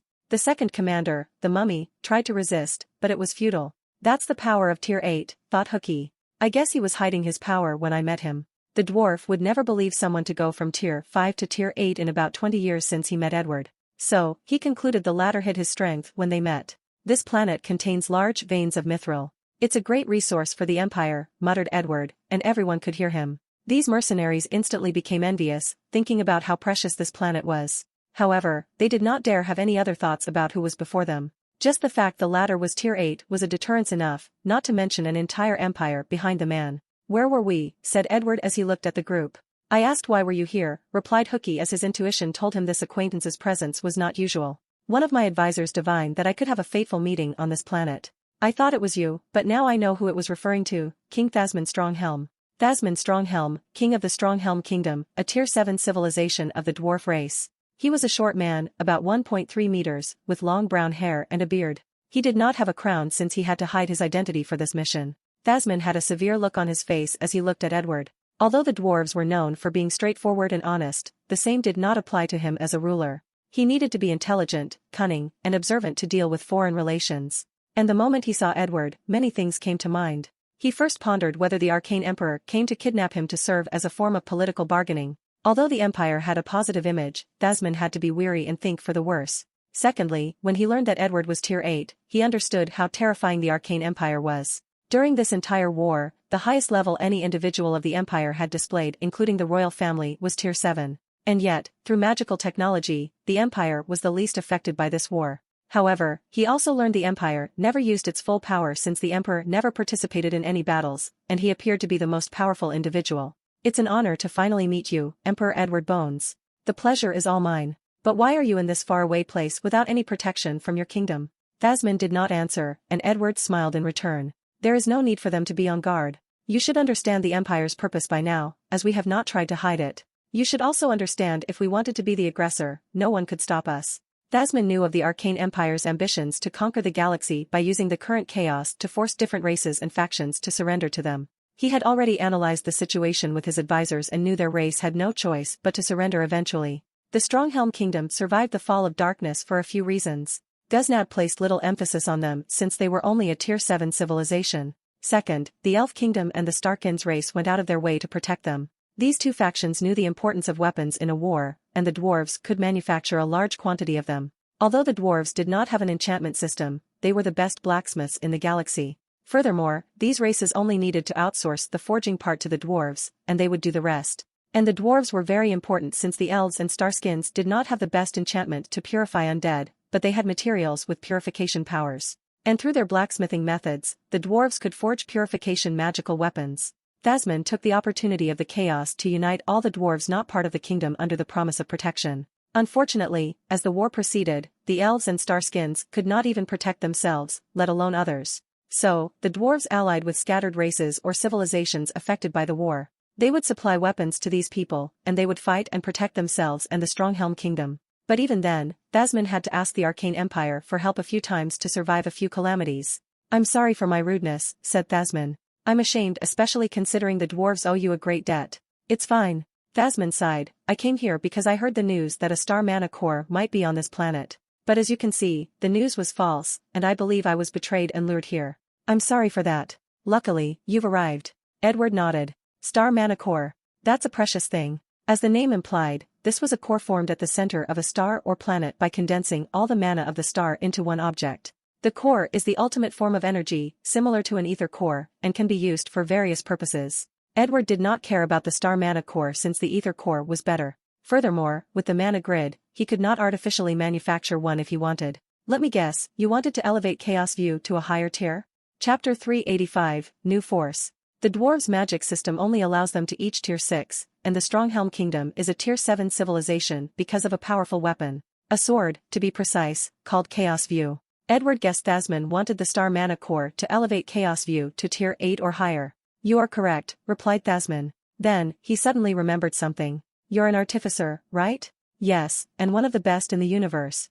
Thasman was shocked by this act of boasting and did not know how to answer. Then, he remembered the video on the universe web that he saw of the floating city. From the information the Arcane Empire revealed, the Arcane Emperor created that piece of artificer wonder. Although Thasman did not know whether this news was pure propaganda, if it were real, the latter would have every right to brag about being one of the best in the universe. Any decent artificer can create a Tier 9 magical weapon once they are in the same tier. However, to make something as complex as a floating city with multipurpose facilities or systems, only the truly gifted can do. And Thasman took into account the Arcane Emperor is only Tier 8, then this achievement can be only accomplished by these divine artificers that he heard of from the universe's central region. If you don't mind, I would like you to give me your opinion of Chaos View, said Thasman.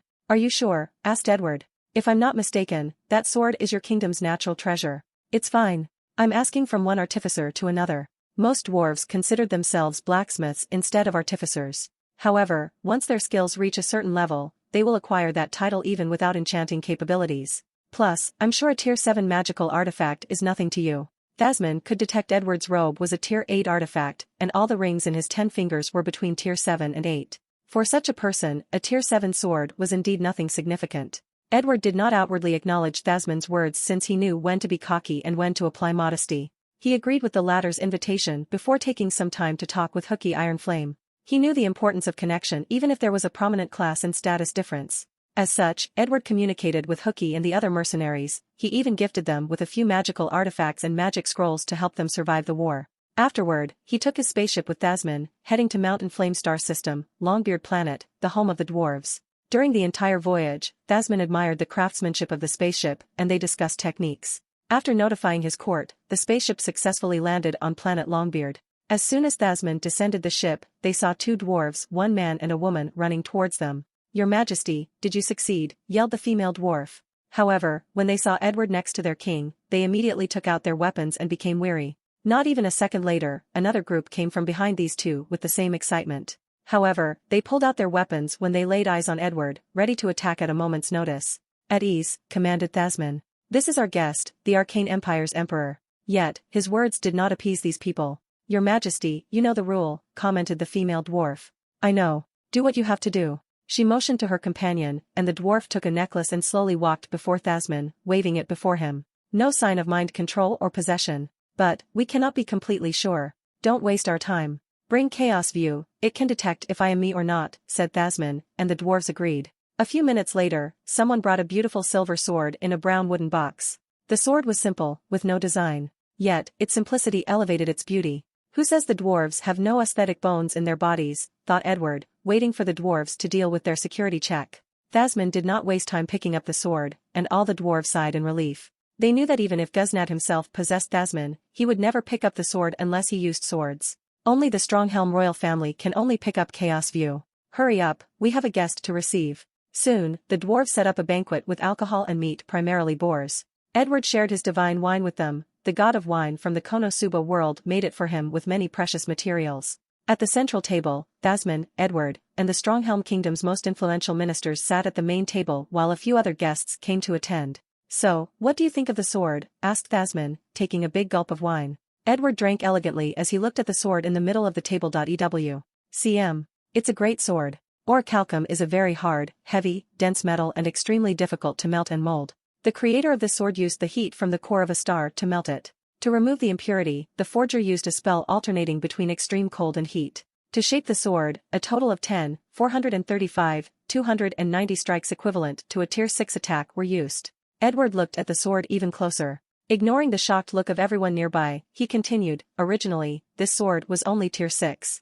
But it was recently reforged to Tier 7, and I'm guessing that was your work, Thasmin." Although Edward said recently, he could tell the sword was reforged more than 200,000 years ago. "That's right," replied Thasmin. Edward nodded before continuing to analyze it. Orichalcum is a heavy metal, so the sword's inherited its property. It can increase its weight to the point of crushing a star. Of course, the wielder will not be affected by the weight. This sword can be considered perfect amongst Tier 7 magical artifacts. No offense, but with the skills I've observed, you cannot refine such a perfect Tier 7 weapon. It is so powerful because it contains a ray of divinity. After the citizen of the Stronghelm Kingdom have worshipped the sword for many generations, you have generated faith that it has absorbed, granting it some divine aura and a spirit. This is the reason that only the royal family could lift the sword. So, that's the reason. I've always felt the sword was unique, but I could never pinpoint why.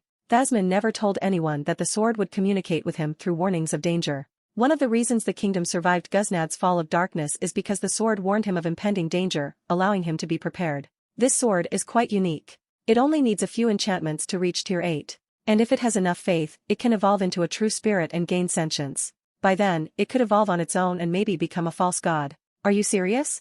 There is no need to lie. Thasmin gulped as he did not expect the sword to have so much potential. Anything related to Gudhad was considered extraordinary. Furthermore, he could not help what an achievement it would be to forge a god sword. Reply honestly, is it true that all races in the Empire are treated equally? That they have access to free magical education, asked Thasmin, an act that made all the ministers stop drinking and pay attention. It's true. My philosophy has always been that all races and civilizations' magic is unique, or they can bring a different perspective to how we understand it. And if they can work together and share their understanding, magic civilization can prosper. So, my goal in creating the Empire has always been for that goal. Thasmin pondered. He did not know whether the Arcane Emperor was spewing flowery words. However, based on his intuition and what he has observed so far, these words seem to be true. Alright. I've decided. Chapter 386, First Meeting. Thasmin stood up from his seat, took his long beard, and wrapped it around his wrist in the shape of a bracelet. Then, he placed that same hand on his left shoulder before bowing. Thasmin Stronghelm, 10,345th King of the Stronghelm Kingdom, offers its surrender to the mighty Arcane Emperor. May you protect our people and lead us to a better life. Edward knew of Dwarven's etiquette, so he knew what to do next and took things seriously. He also stood up from his and walked before Thasmin. He unwrapped the beard from the latter's wrist and wrapped it around his. Edward Bones, founder of the Arcane Empire, accept your act of surrender. I promise to treat your people as my people, leading them to prosperity. The ceremony of surrender was quick and efficient. The other ministers did not object as they respected their king's decision. Furthermore, the idea of surrendering has been discussed for many years as a possibility of surviving the current catastrophe. Your Majesty, is there anything we need to prepare? Asked Thasmin. No, but you said you had a traitor in your midst. Yes. Someone leaked the information about me going to find the Mana core. No, the core itself was used to lure me out. Then, let's deal with the issue first. Edward contacted Luna for her to come here. A few minutes later, her spaceship landed on Longbeard Planet. Let me introduce you, this is my wife, Luna Lovegood. Lovegood? I thought it was human's costume for the wife to take the husband's surname, asked Thasmin as he shook hands with Luna. It used to be as such. But now, it's not as common and is only a matter of preference, she replied. I see. Anyway, I'm grateful for your help. Luna nodded before getting into action. An orb floated before her, and she began her divination. A few minutes later, she waved her hand to create a light prison around one of Thasmin's ministers. Yadmouth, it was you. My kind, don't believe them. I'm loyal. Did you really betray me? I swear on the Emberguard's family name, I did not betray you. My king, will you believe me, who has been following you for countless millennia over these people you've only met? My family has proven their loyalty over countless generations. Thasmin hesitated. Since its creation, the Emberguard family has been a noble clan of the Stronghelm Kingdom. Regarding loyalty, no one can compare to them. Thasmin then looked at Edward, who nodded. Reveal your soul, commanded Edward with a calm voice. Then, an imaginary version of Yadmouth came out of his body, revealing his soul. However, Thasmin's face changed after he saw two tiny wings floating above Yadmouth's head. You're a believer? King, I know this looks bad, but it's not what it looks like. I'm a believer of Lord Isambard, not Guznad. Isambard, the god of dwarves. A few of his people worshipped him, so Thasmin wanted to give his old friend the benefit of the doubt. However, the fact he lied or hid his faith was not a good look. It is easy to clear yourself of any suspicions. Say Guznad's name in vain, commented Luna. Pardon me? Guznad has killed trillions of people in his madness for power. So, it should not be a problem if you profane his name unless you're a believer, she continued. Yadmouth stared at her, not saying anything. It shouldn't be a problem, right, Yadmouth? Asked Thasmin, with hope remaining in his heart. Unfortunately, a deafening silence was his answer. Usually, Yadmouth would have no problem blaspheming his lord if it helped him remain undercover. However, with his soul exposed and on the line, if he did so, that would be an act of blasphemy and could lead to him losing his spot in his lord's divine kingdom. Lord Guznad is the ruler of death, roared Yadmouth. He will free all races of the fragility of life, he will free our souls and offers us immortality. As soon as he screamed these words, a black light descended from the sky, trying to take his soul away. Edward calmly activated his arcane spark to use a tier 9 spell. Then, countless runes appeared in the sky, blocking the black light. After a few minutes of confrontation, the black light stopped, and two pairs of enormous eyes manifested above Longbeard Planet. Arcane Emperor, said a booming voice that echoed throughout the entire planet. So, you have finally stopped hiding like a coward. You must be Guznad? Edward replied calmly. I cannot wait to have you on my dissecting table as a specimen. Ha ha ha, I finally understand why all these arcanists are so arrogant and have no respect for any authority of the divine, they got it from you. And why would we respect a parasitical civilization with a superiority complex? Parasitical? Isn't it correct? Without faith, what are you, gods? Guznad became quiet as he agreed with this statement, hence why he wanted the ancient god's divine spark to walk the same path. He did not want to be too dependent on faith. Of course, he would not admit this before his enemy. Why are you acting so smug? Everyone knows your empire developed quickly because of the Magus race's inheritance. There is no need to project your insecurities into me. I built the Arcane Empire from scratch with many like-minded individuals. We did not know about the Magus race until your arrival and had never relied on their knowledge. The only thing we inherited from them is their spirit of pursuing knowledge and the truth. Whatever helps soothe your ego, declared Guznad before disappearing. He wanted to test whether he could receive some information from the Arcane Emperor about the Magus race, but he failed. He suspected the Arcane Empire had an inheritance that would explain their rapid development. However, he could not find definite proof. He observed the Arcanists and analyzed their technology based on the wreckage, and it was a unique system utterly different from the Magus race. So far, the only connection he discovered the Empire has with the Magus race was the faint bloodline some of them had, and as the Emperor stated, their love and spirit for knowledge and the truth. "You just scared Guznat away," said Thasmin. "Not really. He knows this is not the time for an all-out battle." "What's wrong?" asked Edward as he looked at Luna. However, she did not answer. Instead, she was dazed. Her eyes suddenly turned white as she muttered, "Danger, dwarves, blood, fe. What does that mean? Does the dwarves' blood have some sort of danger? I don't know. But, when Yadmouth said the name, Isambard, I sensed something." Edward frowned as he began to think deeply. He connected to Morgana's calculating power to accelerate his thoughts.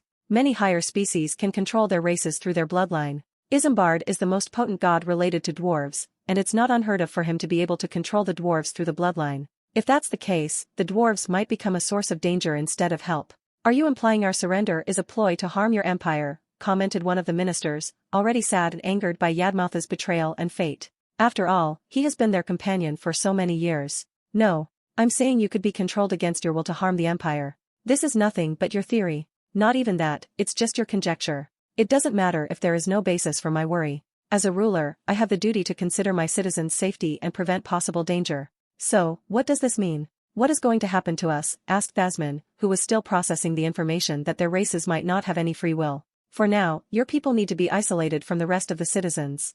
As for a solution, I might have one. I brought a few dwarves from another dimension, and their bloodline should have no connection with Isambard. After comparing their life code with yours, we should be able to find ways to sever your bloodline connection with the dwarf god. Will that work? Or will there be consequences?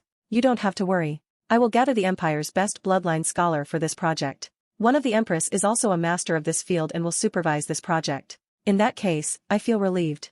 Edward negotiated with the dwarves for a while before departing. He used a spell to shrink the entire star systems where the Stronghelm Kingdom was once located before bringing it back to a location closer to the Empire's borders. Their star system was integrated into the Grand Arcane Shield protecting system while simultaneously isolated to prevent possible danger. Then, Edward mobilized a bunch of scholars to study the bloodline of the dwarves from Konosuba and Black Clover and compare them with the HP Universe dwarves. He also had Fleur participate in this project. A few months later, it was the final time, and all the Empire citizens received a notification that a grand update happened to the Arcane Library.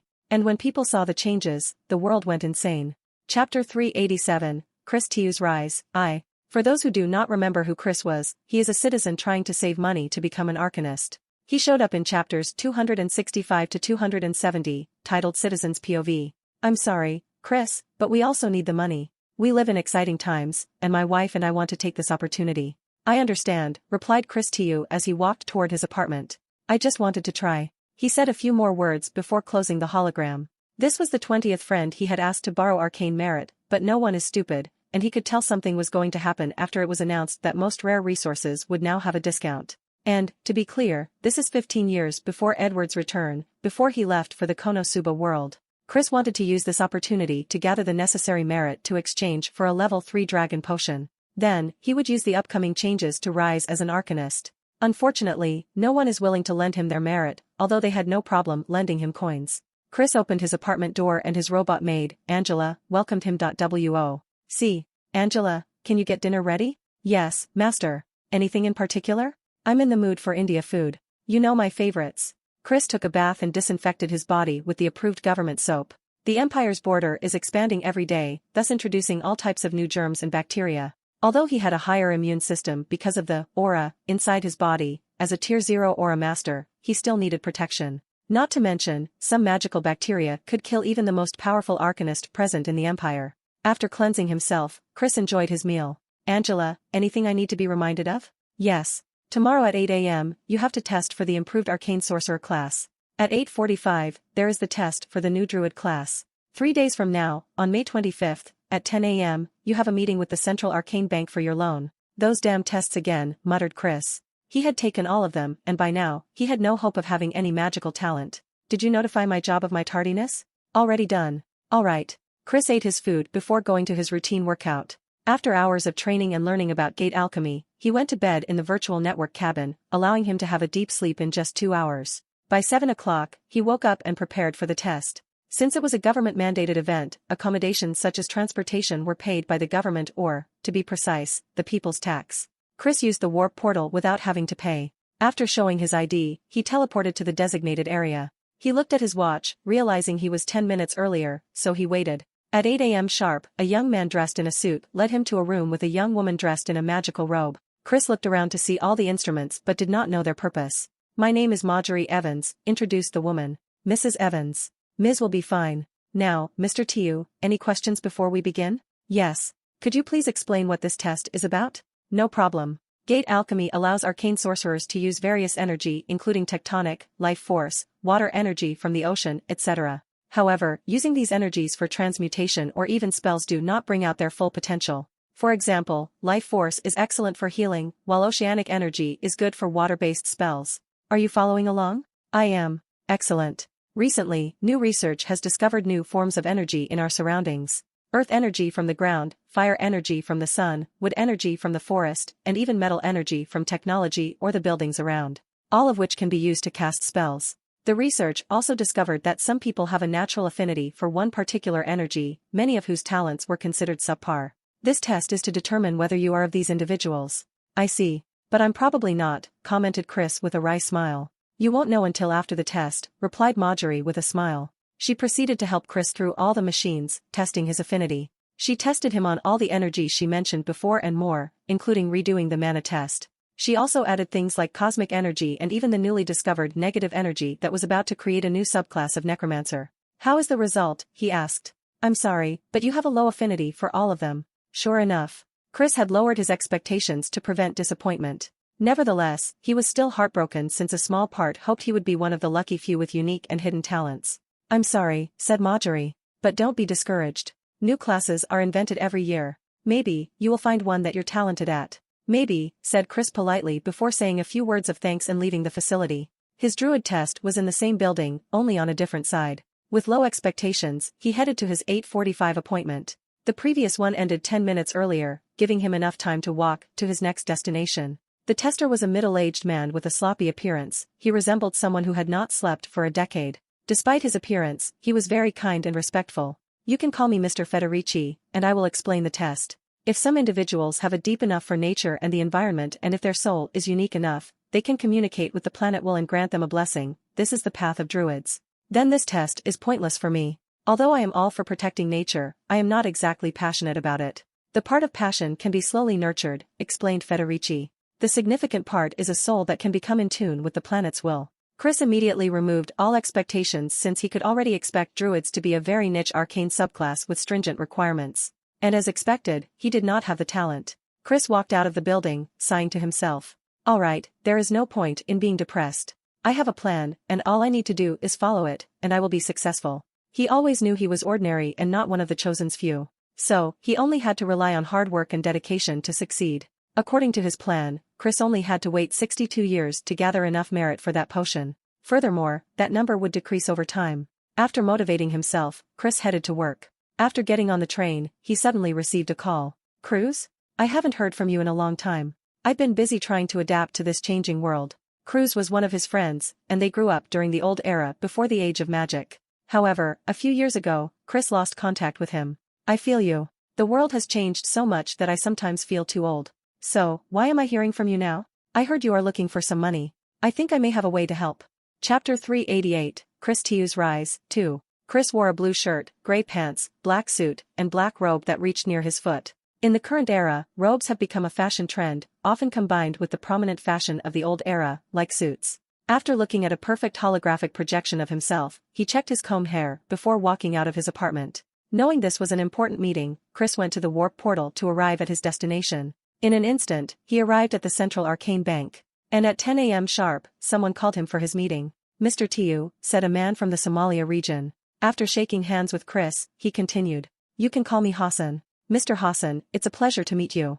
Hassan indicated for Chris to sit down before doing the same. "You're an old-fashioned gentleman, aren't you?" "What do you mean?" "Most people born in the new era prefer to do almost everything online. But people born before the age of magic are more traditional. I tried to adapt to the new era. But sometimes, I just slip into old habits," replied Chris. "At least you are trying. One of the most difficult things is dealing with the older generations that only complain about how the world is not what it used to be," added Hassan as a holographic computer appeared before him. After partaking in a small chat with Chris, he went into business mode.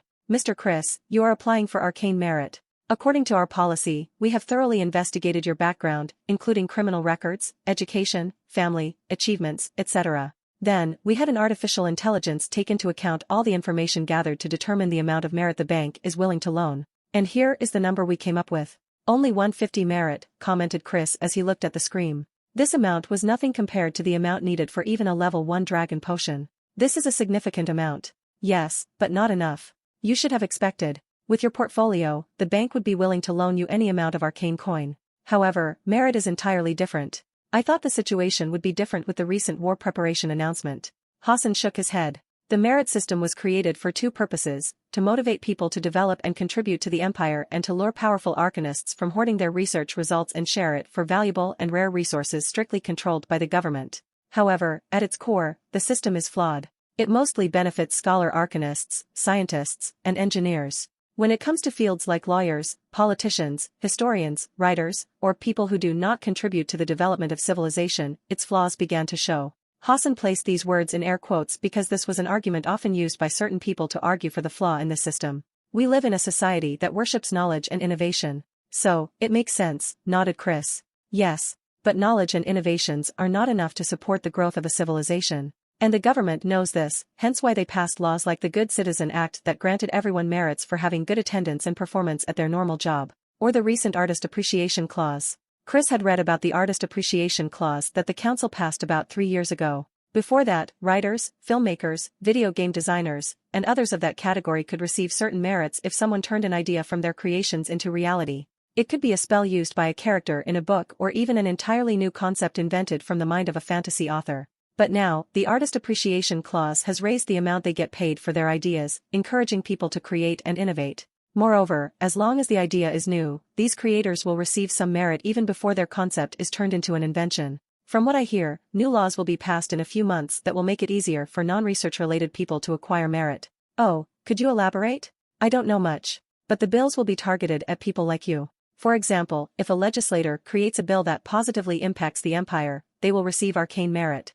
They will receive merit if they solve a problem or find a flaw in the empire's laws or the place they have jurisdiction over. This is great for the empire in the long run. As long as the merit system does not fall to corruption, this kind of law will have a lasting effect, commented Chris. Indeed. As for the corruption of the system, only time can tell. Chris did not continue on the subject and talked for a few minutes with Hassan before leaving. He took the train to work, but everyone could tell he was not in the best mood. After work, he finally could not control his emotions, allowing the disappointment of today to overcome him. The 150 arcane merit only reduced the time he needed to save from 63 years to 58. If Chris counted the recent announcement that the potion's price was reduced, he would only need to save for 46 years.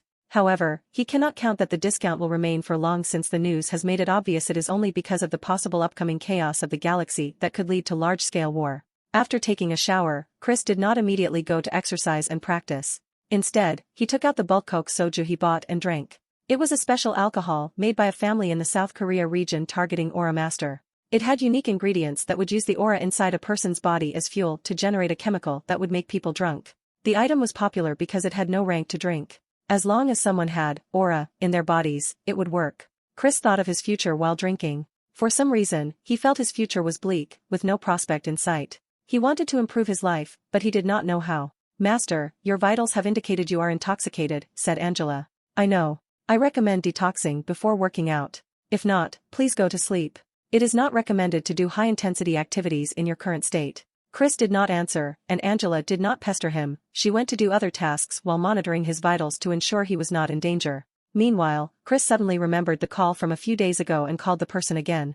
All right, I'll meet you at the diner. The next day, he took the train to the Japanese region, and it only took him 30 minutes to arrive. After entering the diner, Chris immediately observed many things. This place seems to be in the style of the old era. There was no technology, robots, or magic. It was a simple cafe you would see in the old age. He took a seat, and a young Japanese lady came to ask him for his order. Chris noticed she spoke to him in Japanese instead of the arcane tongue. Luckily, it was one of the languages he knew, and he did not have to use a translator. I'm waiting for someone, he told her, and she promised to return and take their orders. Half an hour later, another middle-aged man entered the cafe and sat before Chris. Cruz, how have you been? Same old, same old. What happened to you?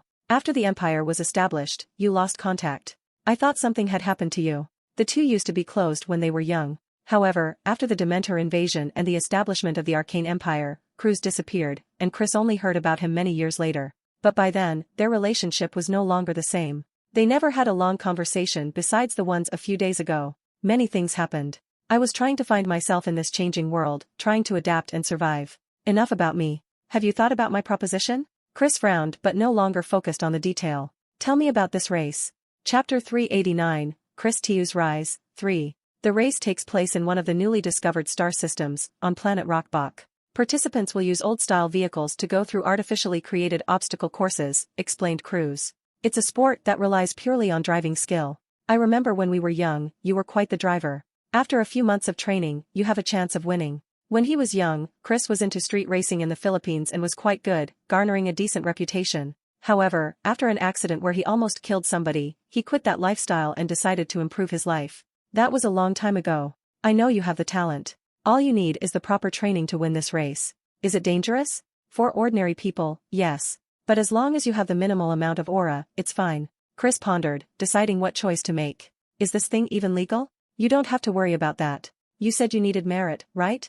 The winner will receive 1,000 merit. Don't change the subject and answer me directly. Cruz looked around, checking to see if anyone was near. The event is legal and illegal. What does that mean? The government is aware of this black market sport. However, some powerful arcanist is behind the entire thing. So, as long as things proceed smoothly and do not cause trouble, the Empire will close one eye. Chris analyzed these kinds of black market businesses involved some level of corruption in the government. After all, there is nothing perfect in this world. Furthermore, other forms of politics are also involved. The Empire cannot put too many restrictions on some powerful arcanists, forcing them to revolt or fester negative feelings. So, closing one eye on certain things is one way to give them more freedom and placate them. 1,000 merit is a lot. With it, I can buy the potion in only 30 years with the discounts and 48 years without it. Chris mulled the situation over, thinking about what to choose. He did not want to get involved with illegal activities. Although Cruz made it sound like things were not that bad, he was smart and had enough wisdom to understand that illegal was illegal, no matter how beautifully it was painted.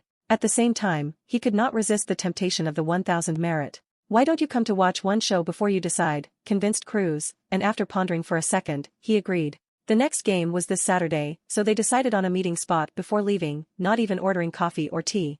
The waitress secretly cursed them for that. During the remaining week, Chris was on edge, constantly feeling guilty about breaking the law. He often wanted to call and cancel, but his greed for the 1,000 merit always stopped him. When Saturday arrived, he was not in the best shape. After all, he could not sleep a wink even with the virtual gaming cabin. He headed to the location agreed with Cruz, where he saw the latter waiting for him. The two then headed to an alleyway where a man was wearing a hooded for them. Chris immediately became suspicious, but it was too late at this point. Relax, said Cruz before talking to the hooded figure. He is my referral. The hooded man looked up and down at Chris before taking out an instrument. Without hesitation, Cruz placed his hand on it. Your turn. What is it? What does it do? Asking too many questions, aren't we? Rebutted the hooded figure. Is there a problem with that? Refuted Chris. Don't worry. The thing only temporarily blocked the tracking method of your ID watch. Most citizens do not like the idea of planting chips inside their bodies. So, the ID watch served as an alternative. The watch is a computer, a phone, and even serves as identification for almost everything. Each of them is unique to its owner, and it takes a lot of time and effort to replace them. After hearing the watch's purpose, Chris became hesitant. Don't waste my time, said the hooded figure. Big Brother Arcane has so many ways to surveil you that this watch is the least of your problem. In the end, Chris could not resist. He felt he was already in too deep. He placed his hand in the device, and after a few seconds, the hooded figure asked him to remove it. He felt nothing else during the process.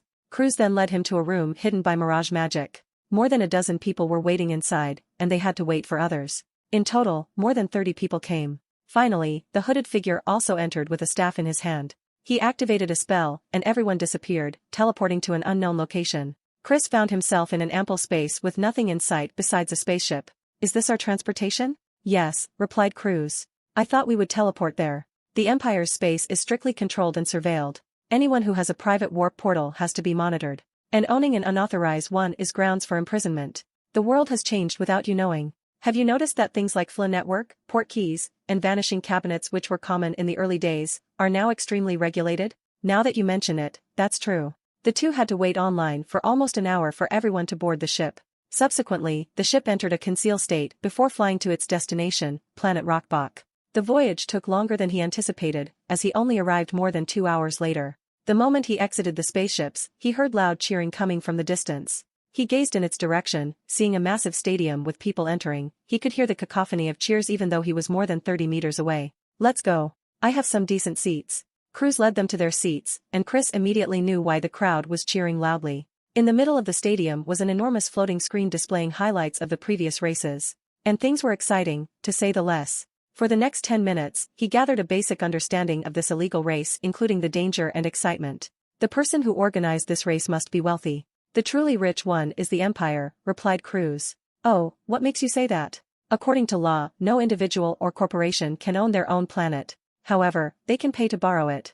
"Borrow? I guess that makes sense if they want to own property or do shady business like this one." "No, the main use of this method is to mine rare resources. Doing it like this is cheaper than directly buying them from the government. However, the amount of money saved is not even that much after paying taxes. It seems the Empire has a tight leash on private enterprises or corporations." "Indeed, which is a shame." "Not really," argued Chris. "Unregulated capitalism is a recipe for disaster. And so is authoritarianism." "True. But it has proven to be much better than the previous system." Chris decided to no longer focus on this conversation. He could tell his friend had changed from what he remembered. Not to mention, he seems to know many things that civilians should not be privy to. Luckily, the latter appeared not to want to continue this topic, and the host of the next race appeared in the stadium. Chapter 390, Chris Tiu's Rise, 4. "Hello, ladies and gentlemen," said a man with a purple tuxedo and blue bow tie, holding a microphone. "It is I, your beloved host, Kramer." The crowd cheered for his presence. Calm down, calm down. I know you're not really here to see my pretty face." The crowd laughed, causing a storm of laughter. "We will begin the race immediately," commented Kramer. "But beforehand, I have some good news. A crowd favorite is here, and it is an old face." He paused for dramatic suspense. "Let's welcome the old champion, Nom Toledo. After only 3 years of retirement, he is back in the game. See." A black and yellow car came from an opening underneath the stadium. Most of the spectators were fans of old-era sports cars, so they quickly identified it was Valeside Mazda RX-7 Fortune. And after the fans saw the no-hair driver with a sleeveless shirt, they screamed even louder. "You may not know this," continued Kramer after calming the crowd, "but this match has some fascinating history behind it. Our next competitor was once married to Nom's sister. He was a part of his family. But he betrayed them and became champion in this track last year. So, welcome, Leanne O'Connor." Suddenly, the crowd became divided, half cheered for O'Connor while the rest booed him. O'Connor drove a Dodge Ice Charger and parked it next to Nom. "Did our family mean nothing to you?" "Did all the time we spent together mean nothing?" asked Nom. "No, it did not. I only became close to your family to learn all your drive skills and become a champion. Now, all that remains is to show the world I'm better than you," replied O'Connor. "What about my sister?" Leanne paused for a moment, his mind momentarily distracted as he remembered her beautiful smile. "She also meant nothing to me." "Is that so? Do you know she's carrying your child?" Leanne's hand trembled slightly on the steering wheel. However, he quickly regained control of himself. "You're lying to affect my mind. I won't believe a word out of your mouth." Nom looked out at his old friend, his old brother, and shook his head. He could tell he was no longer the man he knew. The person before him was a man driven by the desire for success, and he would do anything to achieve it.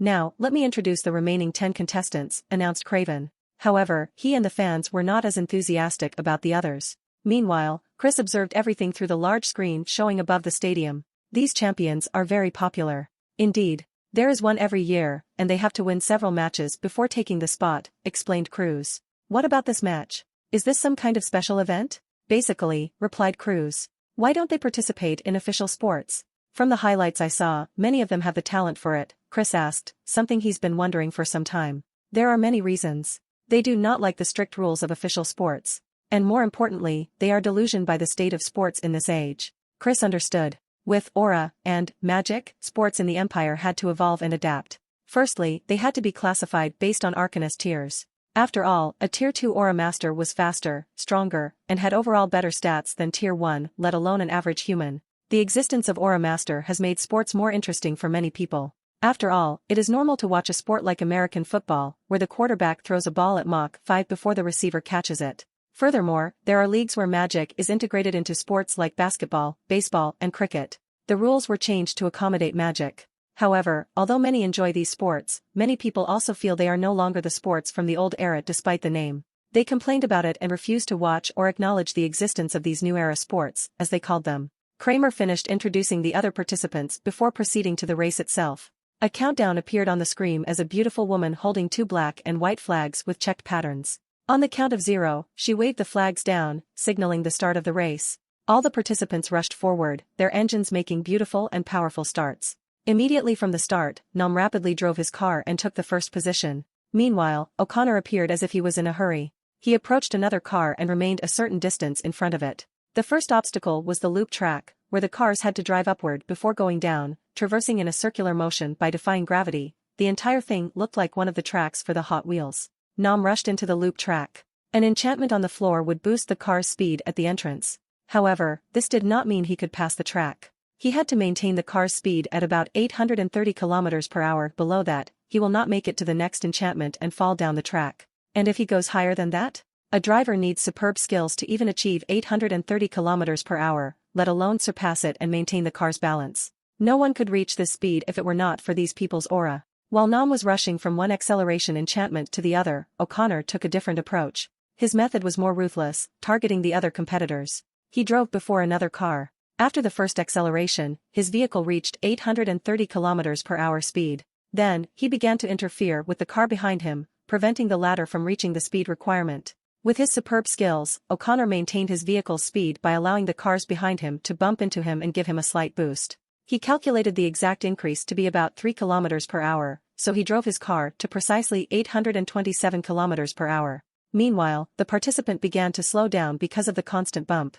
Without achieving the required speed, he did not reach the second enchantment, resulting in the car falling hundreds of meters from the sky. Bang! The car fell, and the crowd cheered with excitement. A few seconds later, the slightly injured driver punched a hole out of his vehicle. The race continued until the drivers reached halfway up the track, where they could form a perfect vertical line with the ground. Many people failed to maintain their composure while driving upside down.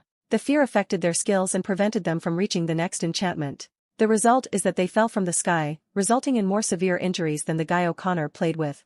However, with these people's aura, these injuries could not kill them. Not to mention, the organization prepared medical aid for this event. A total of 4 contestants failed in the first obstacle, the loop track. Then, the participants drove to the next obstacle, the drifting mountain. The spectators cheered as they watched from the enormous screens, showing their fever for this adrenaline fuel sport.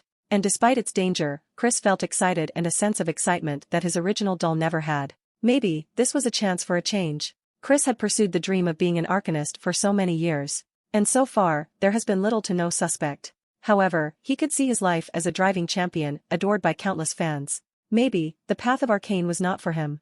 Chapter 391, Chris Tu's Rise, v. Chris walked out of the spaceship, his thoughts full of the race he had just experienced. He thought about the death-defying obstacles, the cheers of the crowd that bordered on worship, and the glory and sense of achievement of the winner, O'Connor.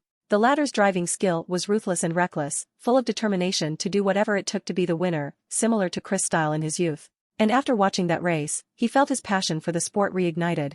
"If you decide to return to the track, you can contact me," said Cruz. "I know an excellent trainer I can introduce you to." Chris distractingly nodded his head before returning home. The entire time, all he could think about was whether he should change his goal in life from becoming an arcanist to a driving champion. Instead of waiting decades to gather the money needed for the potion, it might be in his best interest to follow this path. By becoming a champion, he would get access to wealth and glory. And later on, he could use his earnings from the race to finally buy the potion and become an arcanist. This path was perfect for him. After making a decision, Chris felt relieved, as if a burden had been lifted from his shoulder. He took a step toward the bathroom to wash before suddenly stopping. "No. My dream has always been to wield magic. Why would I give up now?" Chris remembered when wizards revealed themselves to the world.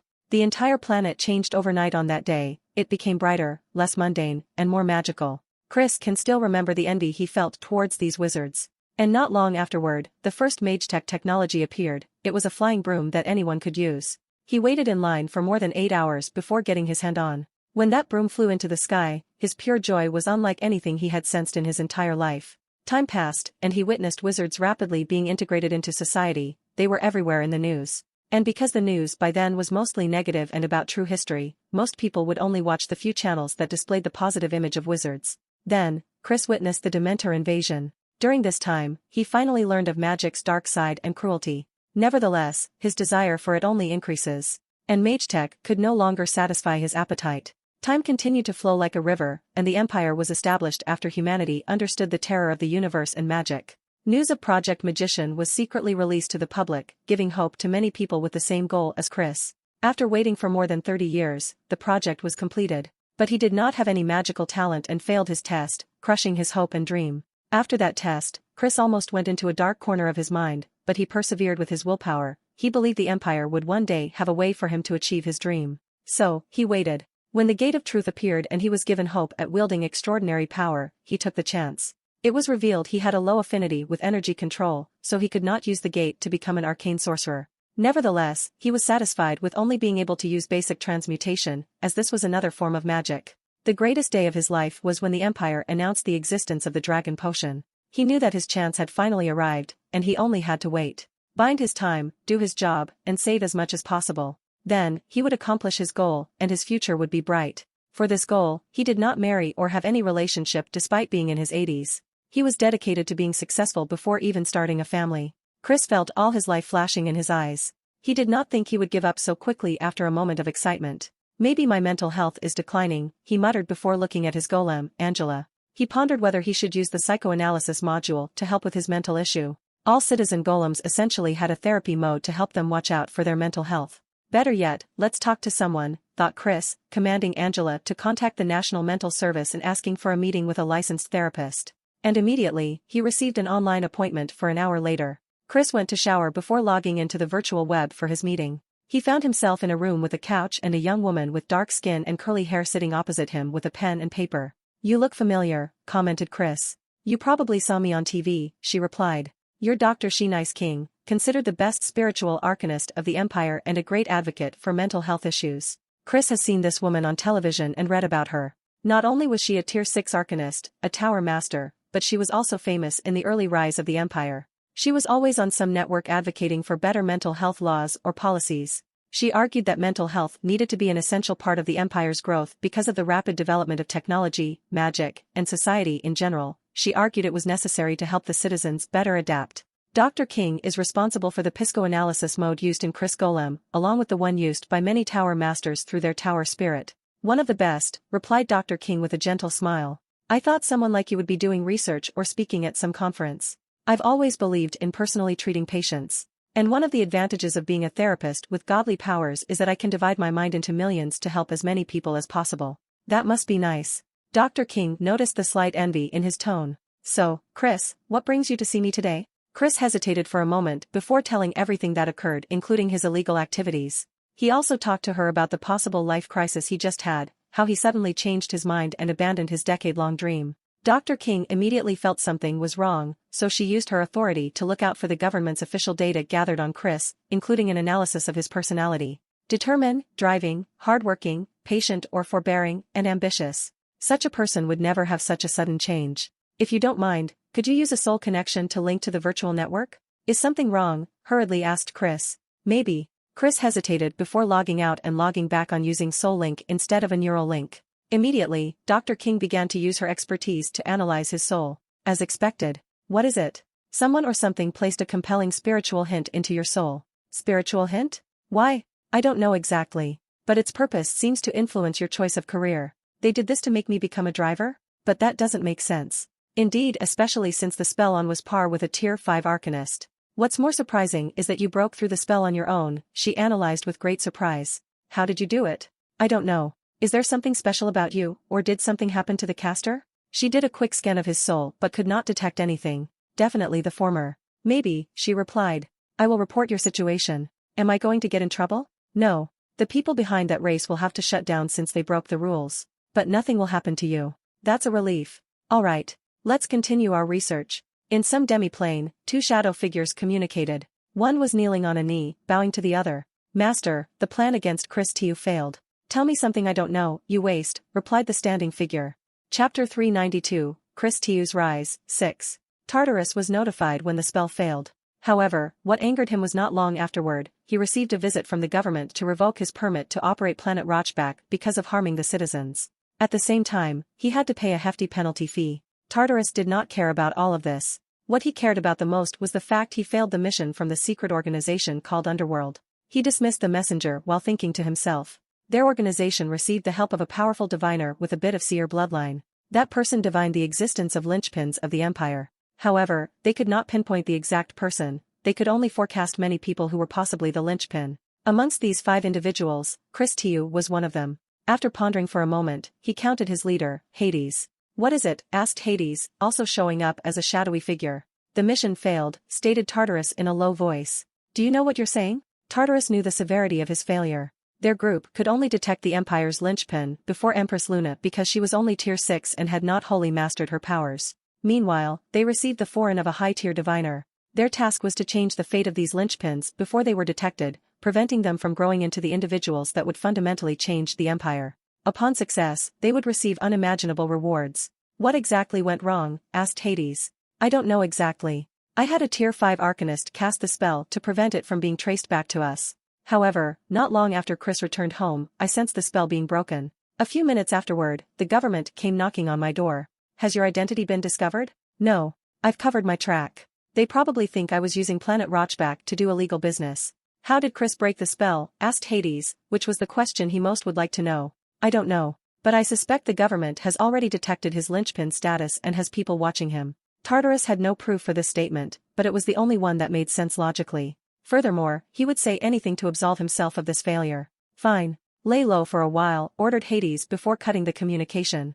He did not believe Tartarus' explanation since there were too many holes. For example, if the government had already detected Chris' existence as a linchpin, Tartarus would never survive. The moment they detected something wrong with Chris, they would arrest him, keep him in the rumored secret quantum prison, and torture him for information. The Empire would not stop until they investigated him thoroughly. Hades left him off because he needed the wealth and influence of Tartarus. If Underworld were to succeed in its mission to destabilize the Arcane Empire, it would need all the help needed. Planet Earth. Chris finished his session with Dr. King, feeling better and refreshed. He had a few more sessions, but he was once again feeling like himself. Dr. King is truly wonderful, talented, caring, and beautiful. His face blushed a little before remembering he was an 80-years man despite looking like he was in his 40s. He sat down to think about his future. "I need to go back to school." Chris understood that education was the most direct way to elevate his status in the current era and the best way to decrease the time needed to save up for that potion. He surfed the web searching for information about Spirit Software Engineer. As the name implies, it is the magical version of being a software engineer. This field appeared even before the establishment of the Empire when wizards found a way to fuse a soul with a computer. They discovered that any regular soul has a large amount of computing power if dealt with properly. Further studies showed that spiritual powers or soul strength could be transmitted to large distances with little effort. Interstellar communication was easily established by building one server on Mars and one on Earth. Spirit Web was also more secure than the normal web as hacking involved dealing with a mass of conscious spiritual power. As a spirit software engineering, Chris would develop software for the web, which is not too far from his job since he was a regular software engineer.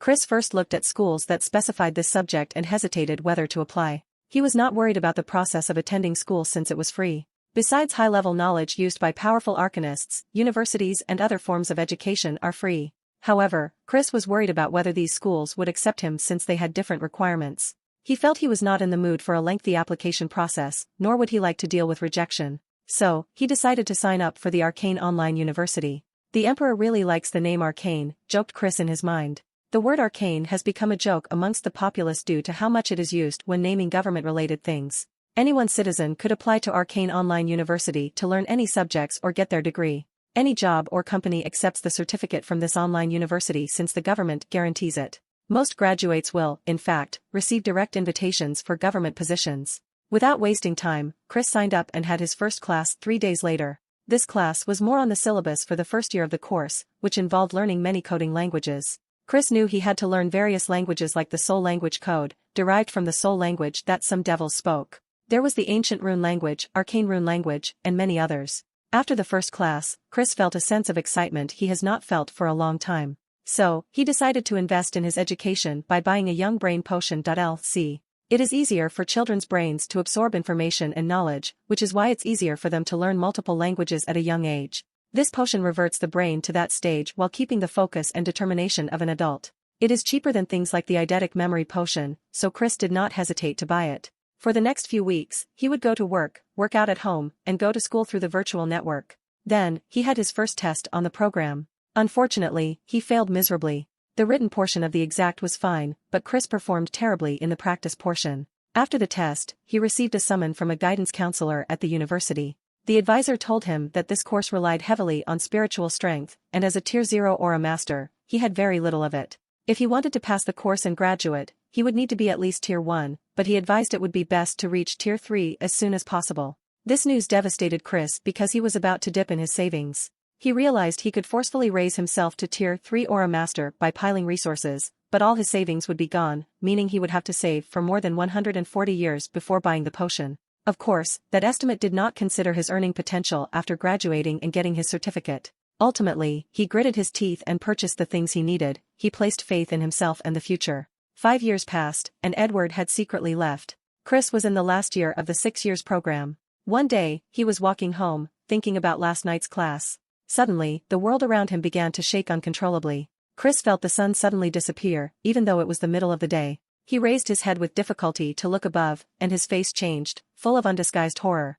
Chapter 393, Chris Tiu's Rise, 7. Chris' legs trembled as fear rushed through his very spine. He had never felt this kind of dread even during the Dementor invasion when he thought the world would end. Since he used abundant resources to become a Tier 3 aura master, Chris has felt confident, happy, and hopeful for the future. However, when he saw that enormous bony hand that appeared bigger than the entire planet, no, the whole solar system, he felt his mind overwhelmed by the fear of death. All concepts of joy, health, stability, and goodness were gone, replaced only by the fear of approaching death. Bang! Everything shook, forcing Chris to wake up from his immobilized state and balance himself.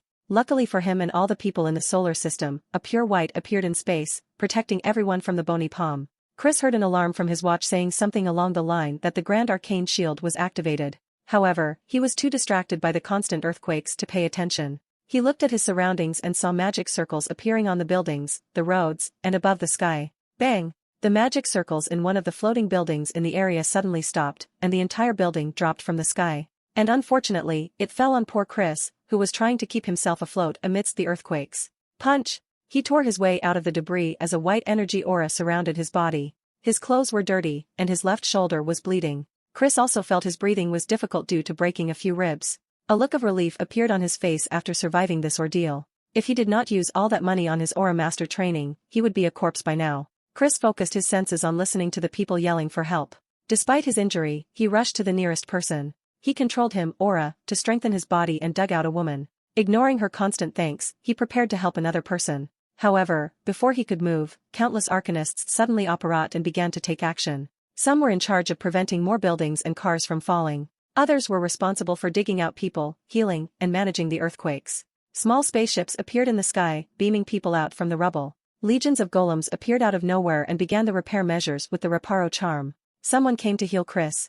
The process took only a few minutes since his injuries were considered minor. He asked if he could help, but the Arcanist told him he had done enough and the government would take it from now. So, Chris asked if they knew what was happening, but he received a negative answer. After healing, Chris headed home as instructed. On his way, he could see the golems repairing most of the damages, including the falling architecture. If it were not for the constant earthquakes, the smell of blood in the air, the sound of crying, and the bodies properly kept by these arcanists, he would have thought none of the recent events had occurred. After reaching his apartment complex, the wailing sounds became more vivid. He guessed many people must have lost someone, but he could only sigh. He opened his apartment room and saw a worried Angela waiting for him. Usually, it would creep him out when Angela displayed such a level of human emotions. But he felt relieved this time around. Master, I'm glad you are okay. Me too. Did we suffer any destruction? Yes. The expansion enchantment stopped working. We lost the other rooms. Chris finally realized his apartment was smaller than usual. His bathroom, workout room, and study were now gone since the space was no longer expanded by magic. You should check your watch, suggested Angela, and Chris did so since he thought it was appropriate at this moment. He had 3 messages. The first one was about the activation of the Grand Arcane Shield, which he knew very little about until the message briefly explained it was the Empire's last defensive method in case it faced a catastrophe. The second message was to ask all citizens to remain calm in this difficult time. In general, it reassured everyone that things were not as bad as they appeared. The third message stated the Empire would reimburse all damages suffered during this catastrophe. I guess I don't have to worry about the extension enchantment, muttered Chris, satisfied with the government's swift response. Then, he turned the TV on, waiting for any news. Most channels were not functional, including Arcane News, which directly reported all news from the government. After an hour of waiting, the earthquake reduced to a manageable proportion, and some channels began to operate. However, there was no news about the situation. The other news channels were very discreet in their report, not wanting to disseminate false information. Or they would pay dearly. For the next 24 hours, no official news to explain the situation came forward. Chris spent the entire night before the TV, waiting. He felt relieved when he saw the beautiful face of the anchor, Akana Mikasa. "Breaking news," said Akana with a somber tone. "A Tier 9 death god named Guznad has attacked all the powerful civilizations of the Milky Way galaxy. The Intergalactic Federation and the Intelligence have fallen. The Elven Kingdom and the Starskins have suffered terrible damage. And many have been lost in our empire, a total of 2.7 billion people." The news proceeded to show a video of Empress Olivier, Bellatrix, Grindelwald, who was hiding his identity, the Flammel couple, and Dumbledore, who had to turn into Edward's appearance, fighting a shadowy black figure. The video was not of good quality and was very short. Nevertheless, it conveyed the seriousness of the situation to the populace. After the arcane news relayed some basic information, the screen cut to a national address by the Emperor. The address began with a moment of silence for the fallen.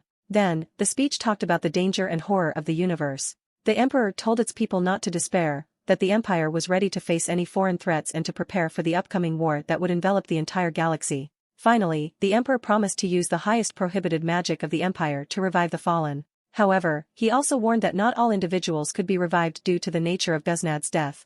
Chris had to stay home since many things were still shut down. 2 days later, he received the news that a quarter of the people could be revived, about 675 million. This news stirred some controversy as the family of the people who experienced true death complained about how unfair it was their loved ones could not be saved. Chris did not know how to feel about this. Some of him understood their pains, but the others did not agree with their selfishness. Nevertheless, he was soon distracted by 2 things. The first one was another nationwide message. The ID watch that all citizens have been updated. Teleportation enchantment and technology will be incorporated to allow them to teleport the citizens to another dimension in case of a disaster like the previous one. The message warned that teleportation might be affected and not possible during these tragedies. So, the government will build special bunkers as the last resort in case the watch fails. These bunkers are designed to survive the planet's explosion, and in the future, they will be upgraded to survive star system, and even galaxy-level annihilation events. The second distraction was a call from Dr. King to see him and check on his mental health. Chris stopped seeing her after a few sessions since he felt his mental health was on the right track. But once in a while, he would check with her, so he was not surprised by the call.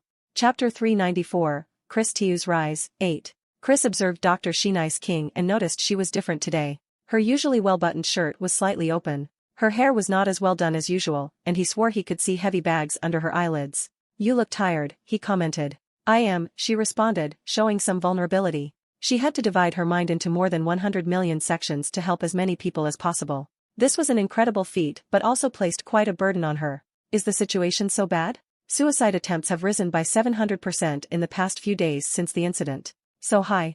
I cannot imagine how many people died. Only a few succeeded, reassured Dr. King. It is not so easy to commit suicide in this day and age. The ID watch on all citizens can monitor an individual's vitals and call for the authority once they reach a dangerous level. If that does not work, the maid golem available in most citizens' households has a similar function. Furthermore, the government cast a planetary-wide life detection spell to detect the vitals of all citizens in the Empire's territory. If someone tried to take their life, it would be detected, and someone will come to aid them. "So, the situation is under control?" asked Chris, somewhat relieved. "You would think so. But it has reached the point that memory wiping is being considered as a solution. Too many people cannot get rid of the horror of that gigantic bony palm.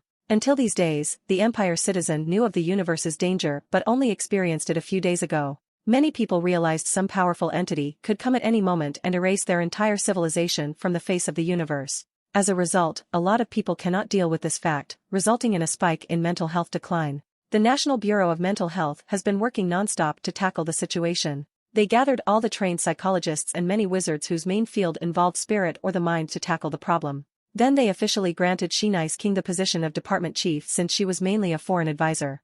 And one of the solutions to this problem is to remove the experience from these people's minds. The idea is that even if they watched videos of it online or heard people talk about it, they can look at the entire thing from an outsider's point of view instead of someone who directly experienced it. "Will that work?" asked Chris. "I don't. Look at how unprofessional I am. I should not talk about these things with you." Dr. King caressed her temple, feeling more tired. She should not have these kinds of conversations with her patient. "I'm too relaxed around him," she thought before reining in her thoughts. "How are you doing?" "I think I'm okay. Shocked at first, but all right." "And how did you feel?" Chris spent the next hours in a session. And Dr. King told him everything appeared to be all right so far, but she still recommended a few more sessions. Chris resumed work but requested to stay home instead of going into the office. One day, while at home, another major news appeared on his TV. It was about a large case of corruption in the government and terrorist activities. According to the news, all houses in the empire must include anti-destruction enchantments to combat earthquakes and other forms of destruction. However, many government agents pocketed the money for the enchantment while using cheap materials and creating flawed methods. And some people neglected these enchantments and did not check and repair them regularly. Additionally, there are suspected terrorist groups believed to have secretly tampered with countless enchantments all over the empire's territories. Chris watched in shock as many politicians and government workers were arrested. They all had their faces blurred to hide their identities, most likely to prevent the populace from enacting vengeance on their families. Chris gritted his teeth in anger. He could only imagine how many people could have been saved if not for these people's greed. He wanted to punch something even if it was the air. Luckily, a notification from his watch distracted him. And after reading it, he was again shocked, this time for a positive reason. He received a notification from the government that he would receive the Honor Citizen title because of the woman he rescued. This title came with a large sum of arcane points and 1,000 merit. Additionally, it will grant him many other benefits like higher access to the Arcane Grand Library, discounts on certain products, more job opportunities, and priority for certain resources. A 1,000 merit. That's all the savings I used on my aura training. Chris did not expect his act of kindness to reward him to such an extent. The next day, he flew to a ceremony with a few others who received the same title. The event was broadcast to the nation, and Empress Olivier attended the ceremony and even shook hands with everyone. This was a day Chris would never forget. Scene break. A year passed, and today was Chris' graduation. The ceremony took place in Academy City, making Chris very excited to visit the site known as the Cradle of Civilization since ordinary citizens are now allowed to a place like this. And when he landed, he began to look around. He gazed at the hundreds of towers looming over the entire city. His gaze twinkled as he daydreamed of owning one of these towers one day. I will have my own tower, he muttered to himself. He only had a short time for sightseeing, so he did not waste the opportunity. He visited the place he had the authority to. Chris suddenly noticed an increase in the number of undead in this place. It was not the first time he had made these observations since he had recently noticed them becoming more popular. There are more media, like movies, games, books, etc., about them, and most portrayed them on a positive note. Chris felt something was fishy. Undead like vampires and ghosts were normal in the Empire. Only creatures like Dementors and Inferi were not as socially accepted. However, recently, there has been a lot of research on the possibility of integrating these creatures into society. Chris shook his head to continue his tour. The Empire was in a state of mobilization, with an all-out war on the horizon. He did not want to think about these topics. For today, he only wanted to relax. After the tour, Chris proceeded to the graduation and received his diploma. Nothing exciting occurred. Afterward, he met with one of his friends, his only friend, Jared. They had a meal at a restaurant. Typically, Chris was not the type of person to easily make friends. However, Dr. King warned him about acting asocial like most arcanists. Chris, you never told me if you received any offers, asked Jared. I did. I'm going to work for the military, replied Chris. He found a job programming for the spaceships of the Space Fleet. It's a hard job involving a lot of secrecy, but it's a high pay and room for promotion. Chris's salary had increased by at least 7 times compared to his previous job. However, what pleased him the most was the probability increase of acquiring more merit. According to his calculation, he only needed 37 years to save enough to buy his potion, and that's only by doing his job and with no other opportunities. You're top 30 in the class. I should expect you to get such a good job, Jared commented with slight envy. What about you? I've got an offer from a small virtual reality game design company, and I will take it. That's not bad considering your grade. Jared was the kind of man who liked to enjoy himself. As such, he missed a lot of classes even though they were online. Luckily, he bonded with Chris over cars while trying to borrow notes. Have you heard of the Universe Web? Asked Jared.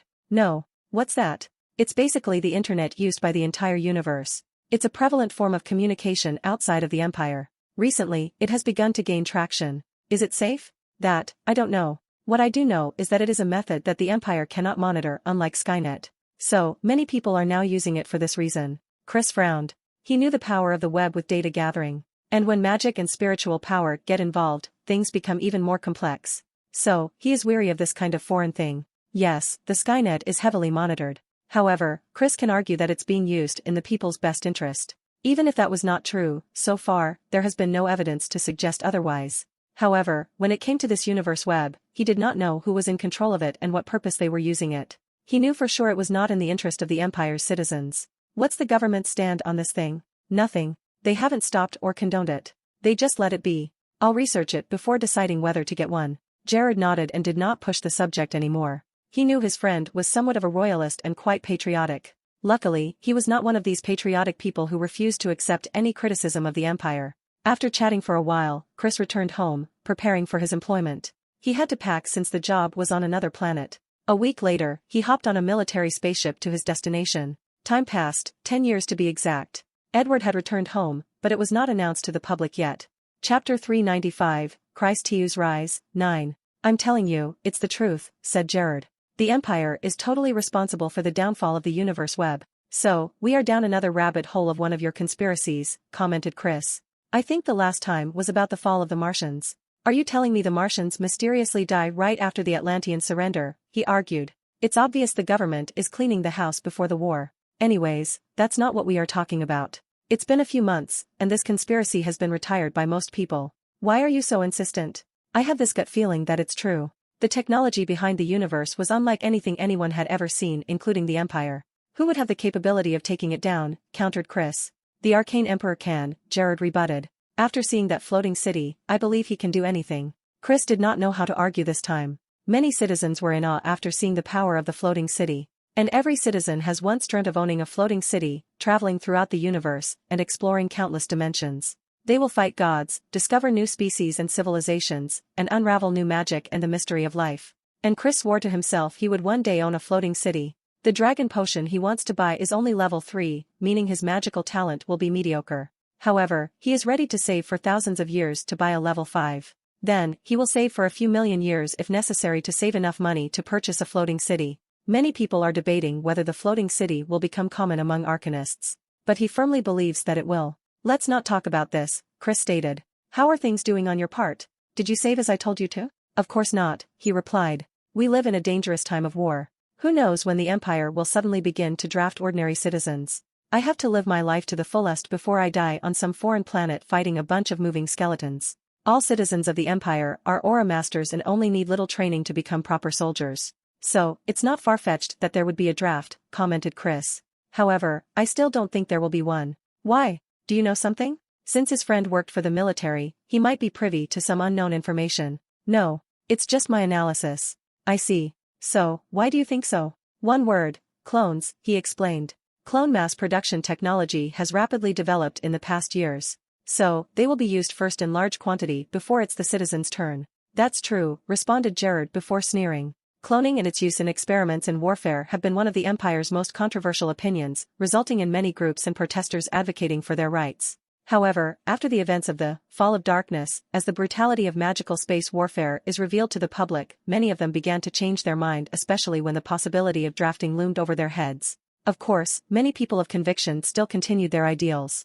However, this scandal did significant damage to their cause.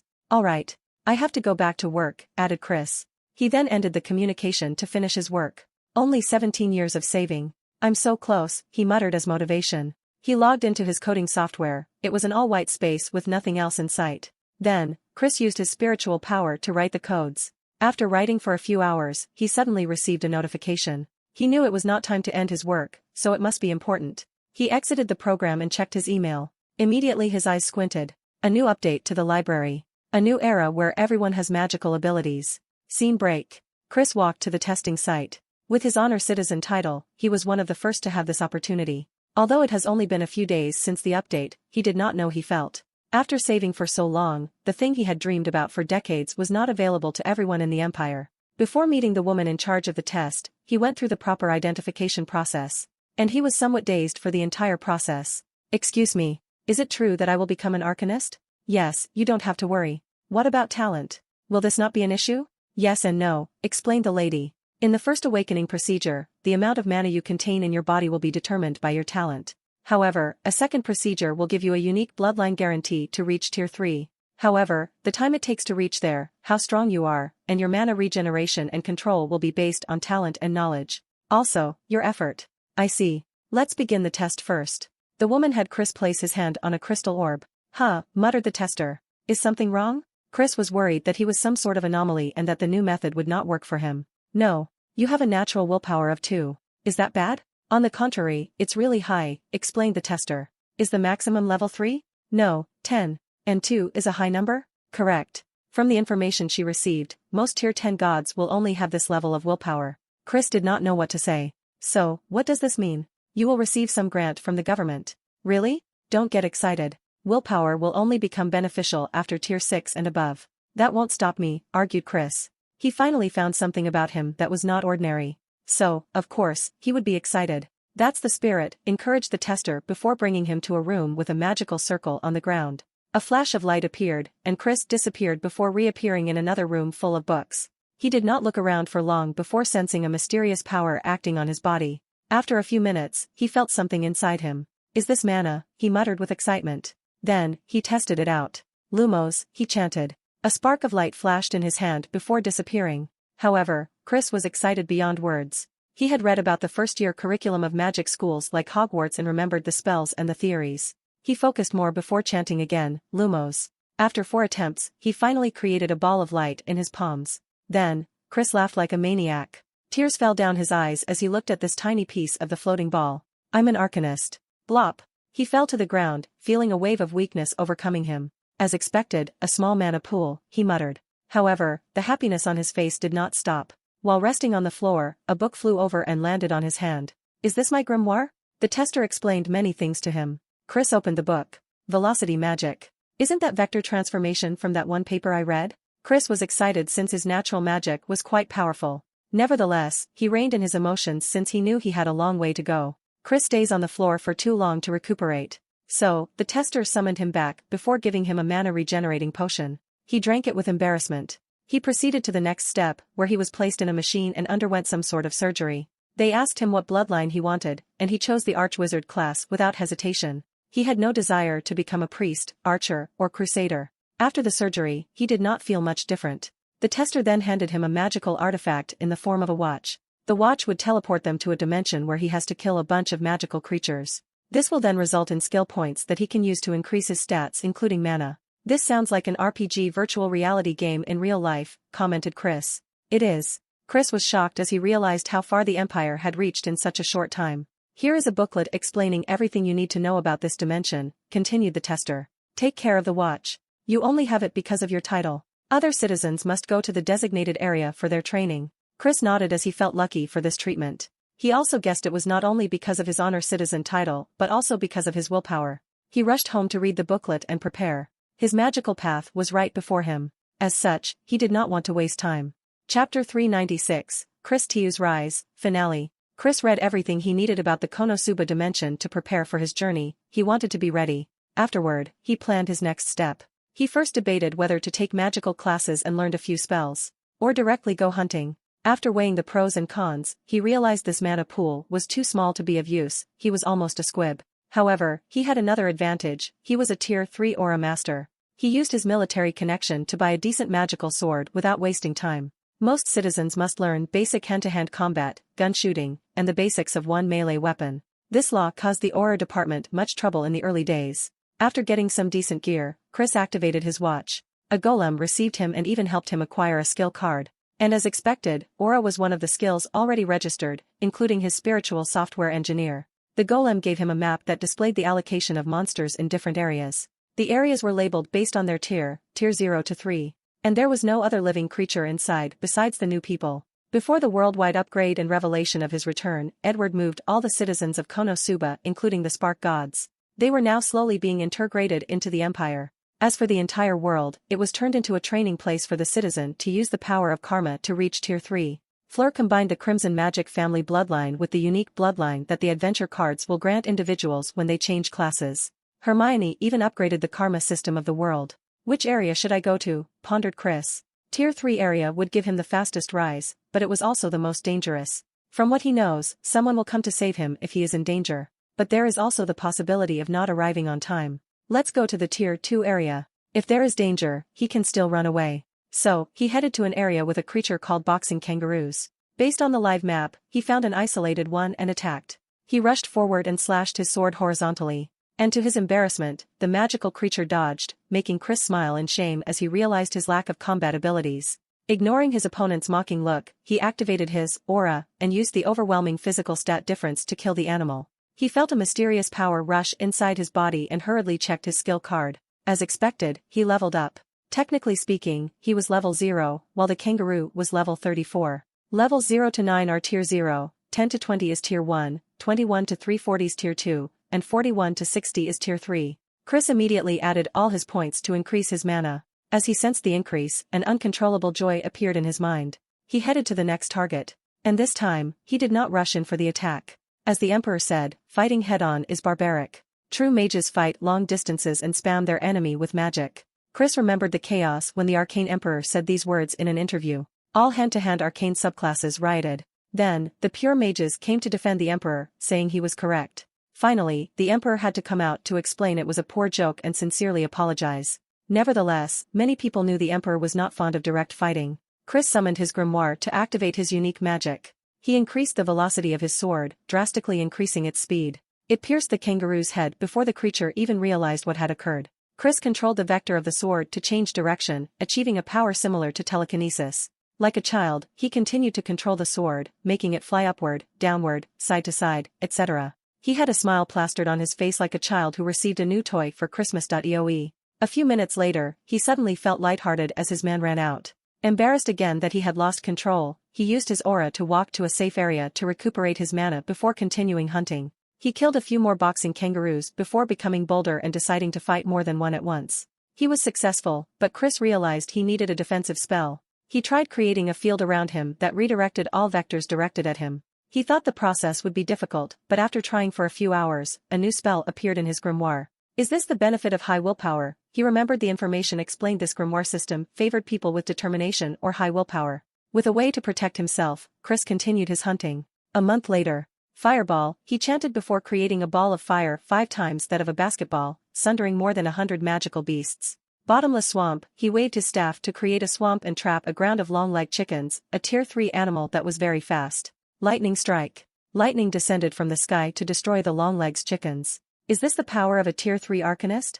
How fascinating, he muttered. After a month of non-stop hunting, he was now level 60. He had learned all the skills, and his grimoire had a few more spells. Can I say my dream is accomplished? He continued. No, this is just the beginning. He controlled his grimoire to manipulate the wind around him to create 2 high-powered tornadoes in his back and fly away. After resting, he returned home. After reaching tier 3, Chris felt he had reached a plateau, making it difficult to improve further. From what he knew, there were other dimensions where one could hunt to get higher levels. Edward took a few more worlds under the Spark Gods. They were one of the many random Isekai novels that came out every year. These worlds could reach tier 6 through hunting and gathering karma. However, things in talent will begin to take place from now. Someone like Chris has to go to extreme lengths to reach tier 4. Furthermore, there was no safety net in these dimensions. If you die, you die. No one will come to save a citizen in danger, that's the rule of that dimension. Let's wait after the potion. Afterward, he enrolled in school and learned the method of condensing a magic core. Things proceeded smoothly since he was used to controlling mana and had a vast amount.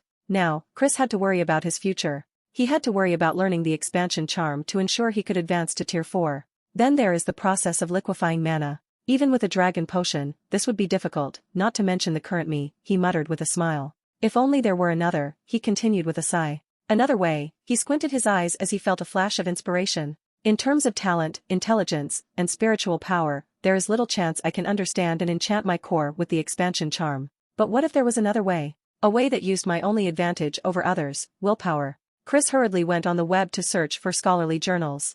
He searched, the relationship between willpower, mana, and so, controlling mana with willpower, and willpower manifestation. There were articles, but he could not understand them after reading them. After all, his magical knowledge foundation was subpar. So, he used artificial intelligence to summarize things into easier-to-digest language. My plan is feasible, he said with excitement. Then, he hurried summoned it to the idea suggestion box and waited to see how much this idea was worth. To his surprise, the conclusion took more than 10 minutes, worrying Chris to death that his idea was terrible or someone already had. However, when he received a response, he was shocked. The message he received read, "Your idea has possible ramifications that will affect the entire arcane civilizations. As such, the royal family has requested your presence for further discussion." Chris' mouth remained open for a good 5 minutes. He could not fathom his idea was so important.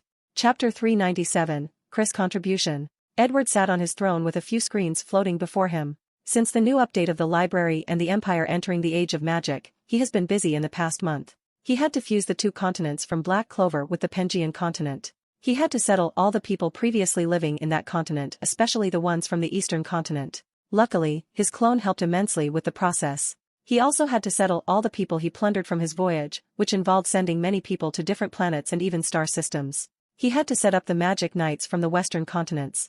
They were a group of extremely talented individuals, and they were loyal to him. However, they had little loyalty or sense of belonging to the Empire. This is why he fused their continents with Earth, since the Magic Knights were duty-bound individuals who swore to protect their homes. After a few months of adapting, they will be the Empire's most elite legion. He had to place the new races, like dwarves and elves. Luckily, the Empire was now a hot pot of different races, cultures, and ethnicities. He only had an issue placing two races, the demons and gods from Konosuba. The demons feed on human desires and are uncontrollable wild cards. They cannot live with the citizens. They would most likely stay in their own dimension. As for the gods, they cannot be called as such to prevent social and political issues. So, the official name of their race is the Spark race. With the help of Kronai, Edward fused the Black Clover and Konosuba world. The Black Clover world became a unique dimension that can grant people magical power after entering. Each individual can receive as much mana as a noble or as little as Chris. Luckily, it did not matter.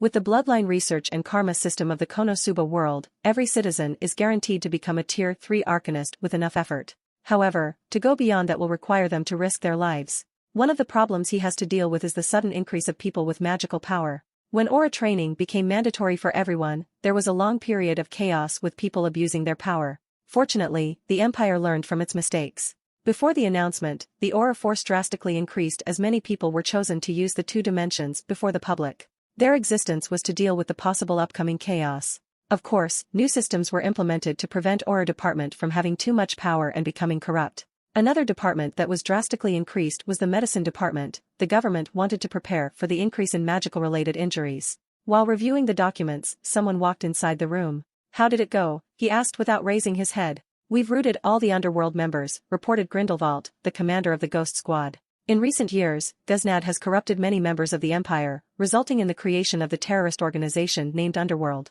Through divination, the Empire has routed many of them. But they would sprout out again. It was until recently that Luna, with the help of Achika, Yami's sister and also known as the Divine Maiden, divine all the members. They used the Tier 10 floating city to boost their abilities to get everyone. Then, the Ghost Squad cleaned up every member from lowly businessmen to politicians and even 2 tower masters. "Do you think they will sprout again?" asked Edward. "Definitely. Ghaznad won't give up so easily. We just have to be more proactive on the cleanup process." He had faith in his divination department, especially with the addition of Achika, someone as talented as a seer. "Is there something else?" asked Edward. "Yes.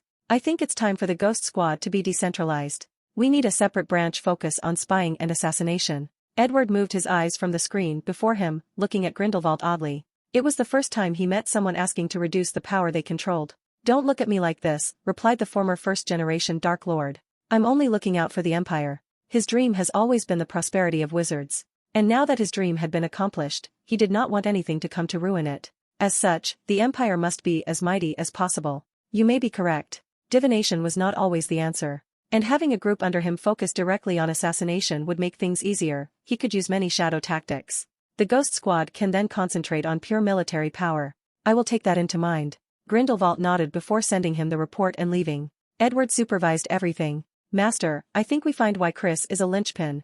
"Oh, let me see." Edward read the idea Chris submitted, and his eyes lit up. "Go invite him to dinner." Edward waited for his guest in front of a table. He did not use the usual big table for family dinners or the long table to receive foreign visitors. It was a small one so that they could be face-to-face in a conversation. "Welcome," said Edward as Chris walked into the room. "Your Majesty." Chris wanted to bow properly, but Edward stopped him. "You can be at ease," reassured Edward before they sat down, ate, and chatted. "You seem confused and even hesitant," said Edward. "I am. What's on your mind? Ask anything, and I'll answer." "My idea. I don't think it warrants all of this," said Chris looking at all the luxury surrounding him. The current him could sense the magic emanating from every brick of this palace. "Your idea is more valuable than you think," commented Edward. "There has been an issue between Battle and Scholar Arcanist for quite some time.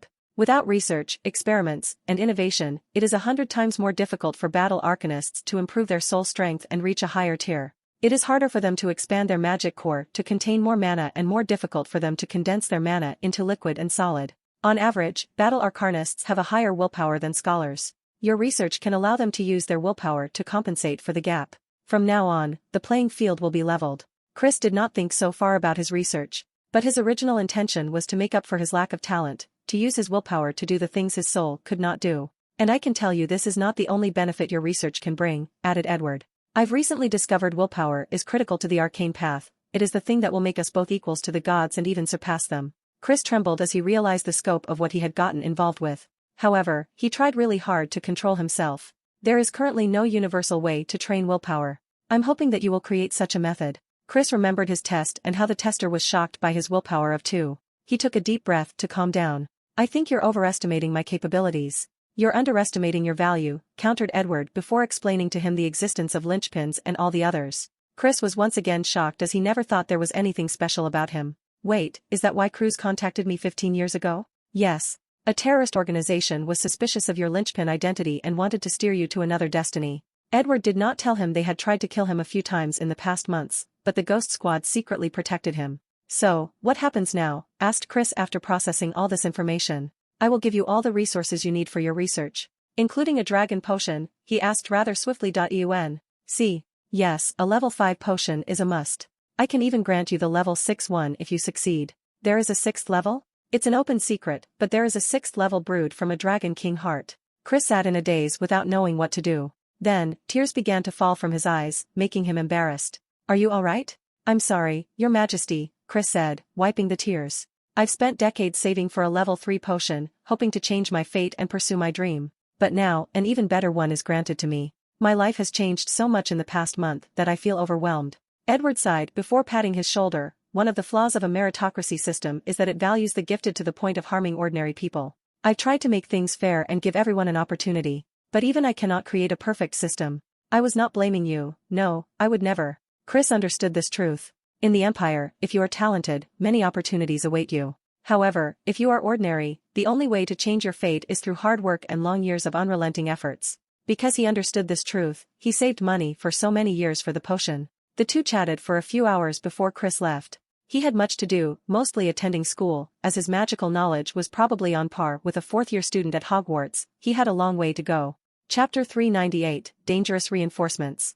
After he chatted with Chris, Edward focused on his work. Only a month has passed since the Black Clover dimension became available, and only a fraction of the population has acquired their magical talents.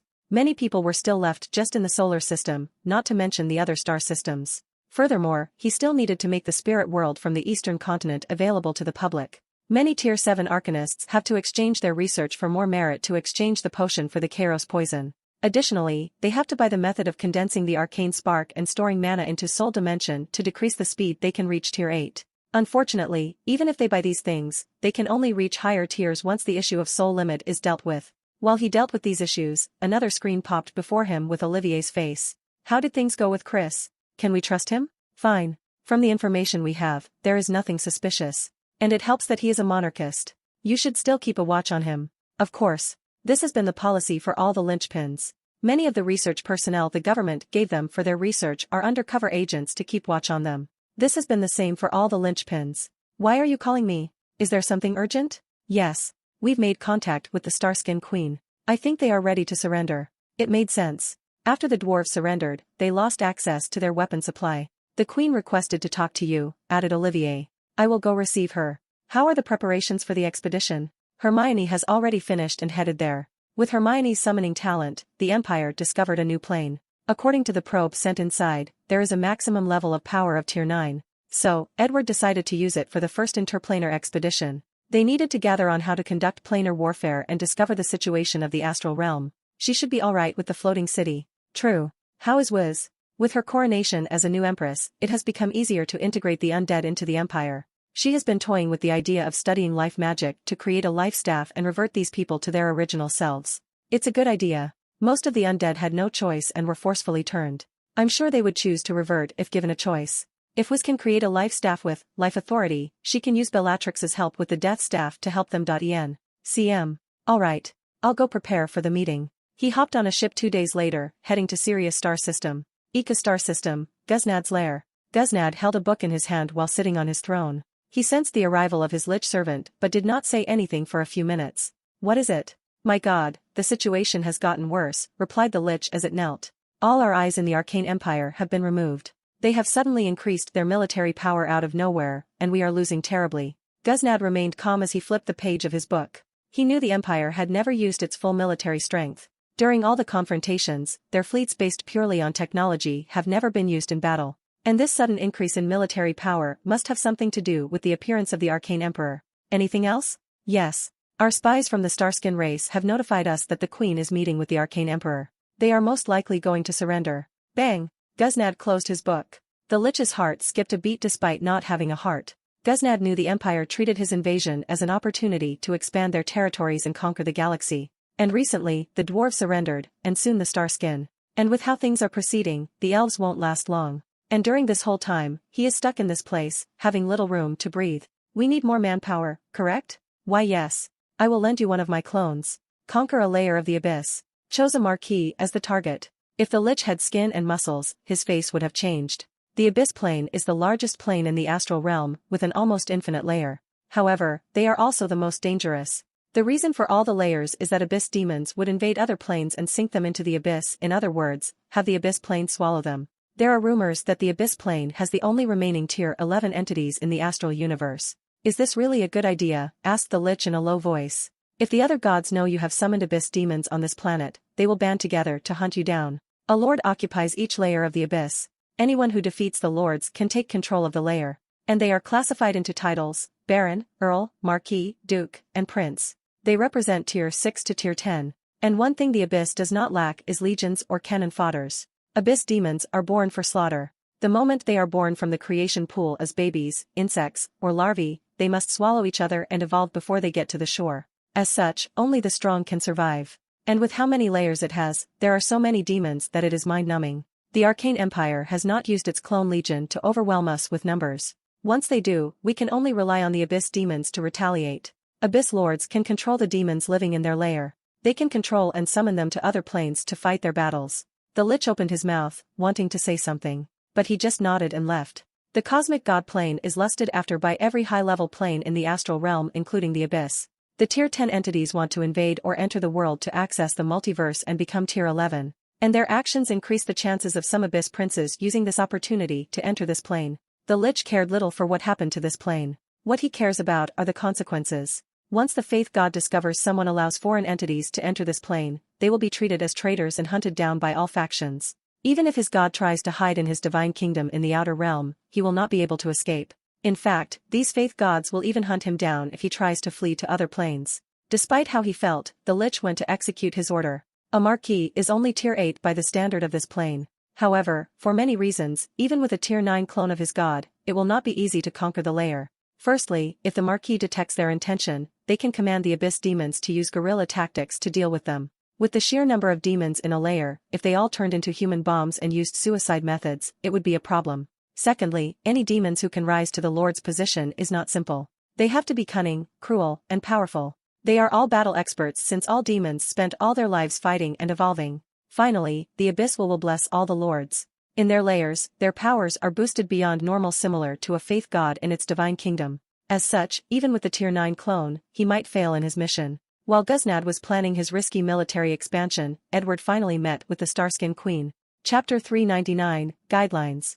Edward walked on a red carpet with 2 ambassadors behind him. At the end of this walkthrough stood a woman with beautiful dark skin and eyes that reflected the cosmos itself. He was momentarily dazed as he laid eyes on her. There are rumors that Queen Keturah is one of the most beautiful women in the galaxy. It seems these rumors have not done your majesty any justice. And it appears the rumors about your highness being a womanizer is true, the queen replied with a smile. Unfortunately, countered Edward, not embarrassed in the least. He motioned to the ambassador, who opened the box he carried, revealing vials of potions. My greeting gift. The queen walked down from the slightly elevated podium where 2 thrones rested. Usually, she would have one of her ministers take the gift.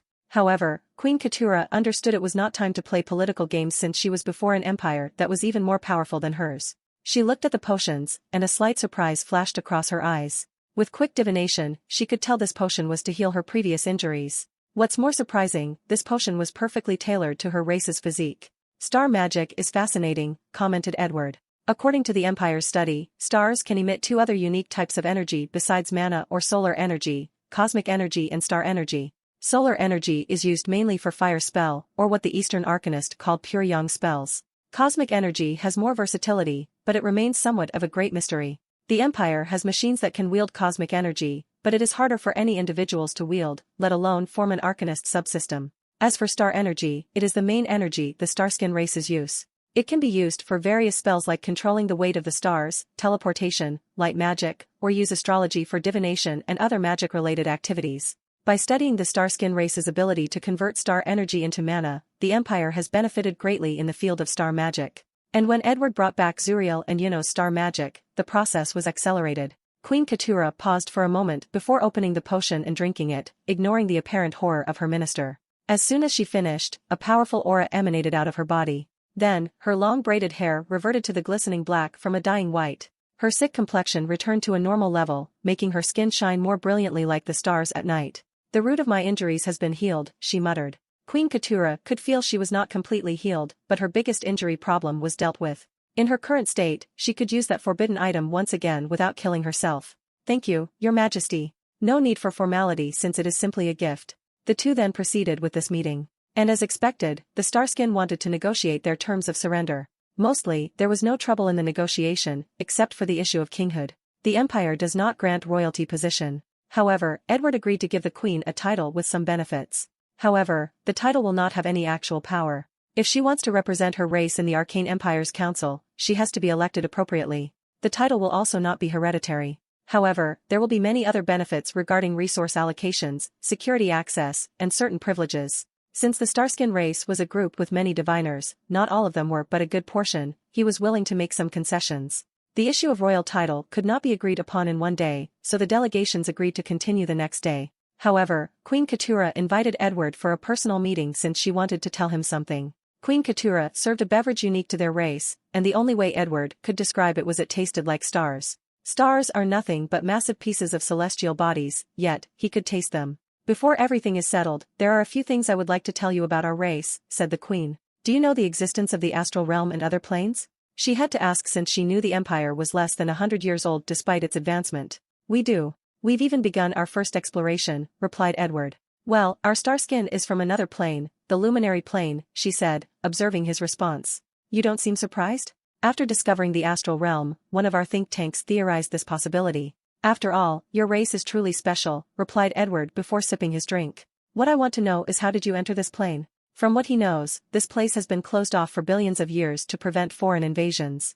"I see," nodded Queen Keturah. "We were a peaceful civilization, living lives to ourselves. Then, another Tier 9 plane, the Moon Demons, invaded our world and waged a terrible war. In the end, we lost, and our ancestors were forced to use a plane gate left by the Magus race to come to this place, abandoning our home." Edward let out a soft sigh. "Is there a problem?" "My apology. I was just thinking how everything recently seems to involve the Magus race in one way or the other. This statement is more true than you can imagine." Edward sighed before changing the subject. "I'm guessing you want help taking back your plane. Since it is a Tier 9 plane, it should not be a problem. Have the Arcane Empire developed reincarnation magic?" "What does this have to do with anything?" asked Edward, confused by this out-of-nowhere question. Then, Queen Keturah looked at him strangely. "Don't tell me you have not heard of the planar warfare guidelines?" "No, I have not." Queen Keturah did not waste time and used a spell to summon a book from her library and handed it to Edward, who used another spell to absorb all the information in the book in a short period. Planar warfare or invasions are serious matters because of the existence of planar will. The planar will attack anyone who enters a plane, and the invader has to resist. Now, the issue of tiers will come into play. If a Tier 8 mage invaded a Tier 7 plane, they could take some time to fight the plane will or use brute force to destroy the plane. But if they attacked a Tier 8 plane, they would most likely be suppressed because the plane will can borrow the strength of every individual it contained, not to mention the other Tier 8 entities. The suppression from any plane is the most disgusting thing any individual has to deal with. It is a mechanism that makes large planar invasion extremely difficult. So, there are a few ways to deal with the issue besides using a higher tier to a lower tier plane. The first one is consciousness hiding technology. As the name suggests, it is a method where the invader coat themselves and their legion with an aura that hide their identity as invaders, allowing them to do as they please in any planes they attack. Unfortunately, throughout history, only two civilizations have developed this technology, the Magus race and the Abyss plane. A few Abyss lords still have this technology in the modern age. Edward theorized a few faith god might have got it from a Magus race inheritance. The second and most common method used to deal with plane wills is sacrifice. By sacrificing a large population of the invaded plane, the invaders can coat themselves with the aura of the plane, passing for its citizen and evading the plane will. However, this method has an issue. All invaders are immediately suppressed the moment they land, so where would they have the time or opportunity to sacrifice a large portion of the population? According to this guideline, other tactics are required. The first tactic is to possess inhabitant of the invaded plane. However, this method has too many flaws since the plane will could still easily detect invaders who tried this. The second tactic is to have a native summon the invader and form a contract. Then, the invader can use loopholes in the contract and the situation to have the contractor conduct the sacrifice ceremony. This tactic is often used by cunning creatures or civilizations proficient in soul and contract magic. The final tactic is to use reincarnation magic and become a citizen of the invaded plane and take it down from the inside. Edward took a moment to analyze all the information he had received. He needed to pay attention to two planes because of their uniqueness, the cosmic faith plane, which was his home, and the abyss plane. For example, the abyss plane did not suppress any visitors. On the contrary, it encourages more people to visit. The cosmic faith plane used to be the same. However, things changed after the disappearance of the Magus race. Edward then used his watch to contact his wives and have them check on Hermione's expedition.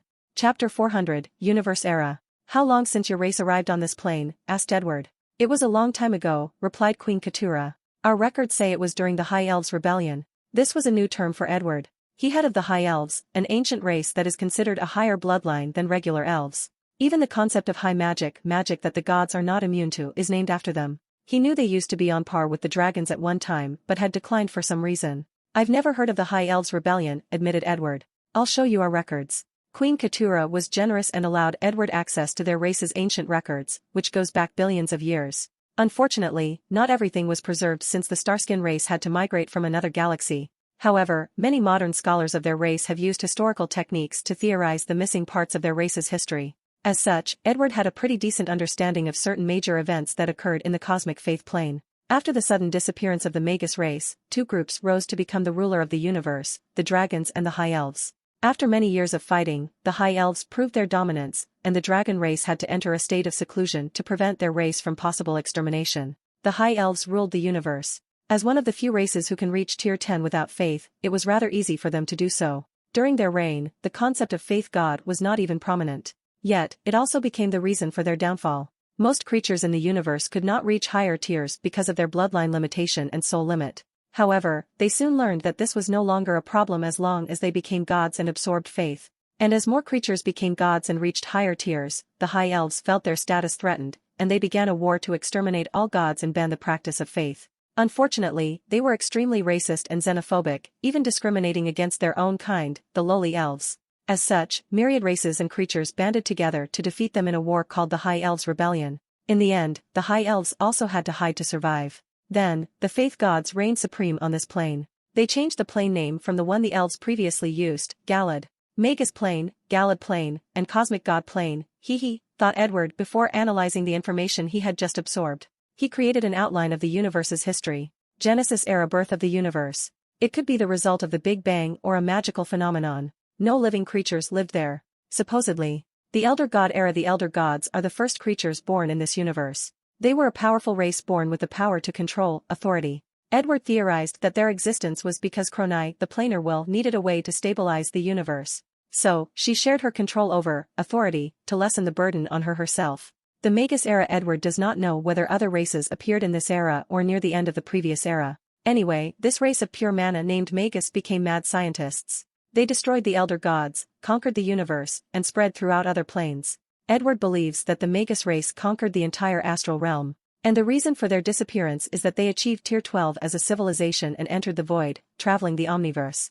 The proof for this theory is the gap he discovered in Rowena's timeline that allowed him to master omniversal travel. High Elves Age. Edward called this period an age instead of an era because of its shortness and lack of impact. That period is what he just learned about the dragons, High Elves, and the rebellion. The Faith God era. The current era. It is ruled by a parasitic species that must rely on faith to retain its powers. Well, the last part is a little biased, but it's alright, commented Edward as he looked at the things he wrote. I have a lot of work to do if I want to enter the arcane era and become a Tier 12 civilization one day. He placed everything away before finally noticing someone next to him. He looked at the queen, who had her mouth wide open. Did you hear what I said? He knew she could not read his writing since it was in an unknown language on which he liked to write notes. But she must have heard him. Well, pretend they are the rumbling of a madly ambitious man. Edward stretched his body before walking out. Meanwhile, Queen Keturah did not know how to react. The man said these words in such a casual manner that somehow made his words more convincing. Tier 12 civilization? The Magus race was the most powerful civilization, and they were only Tier 11.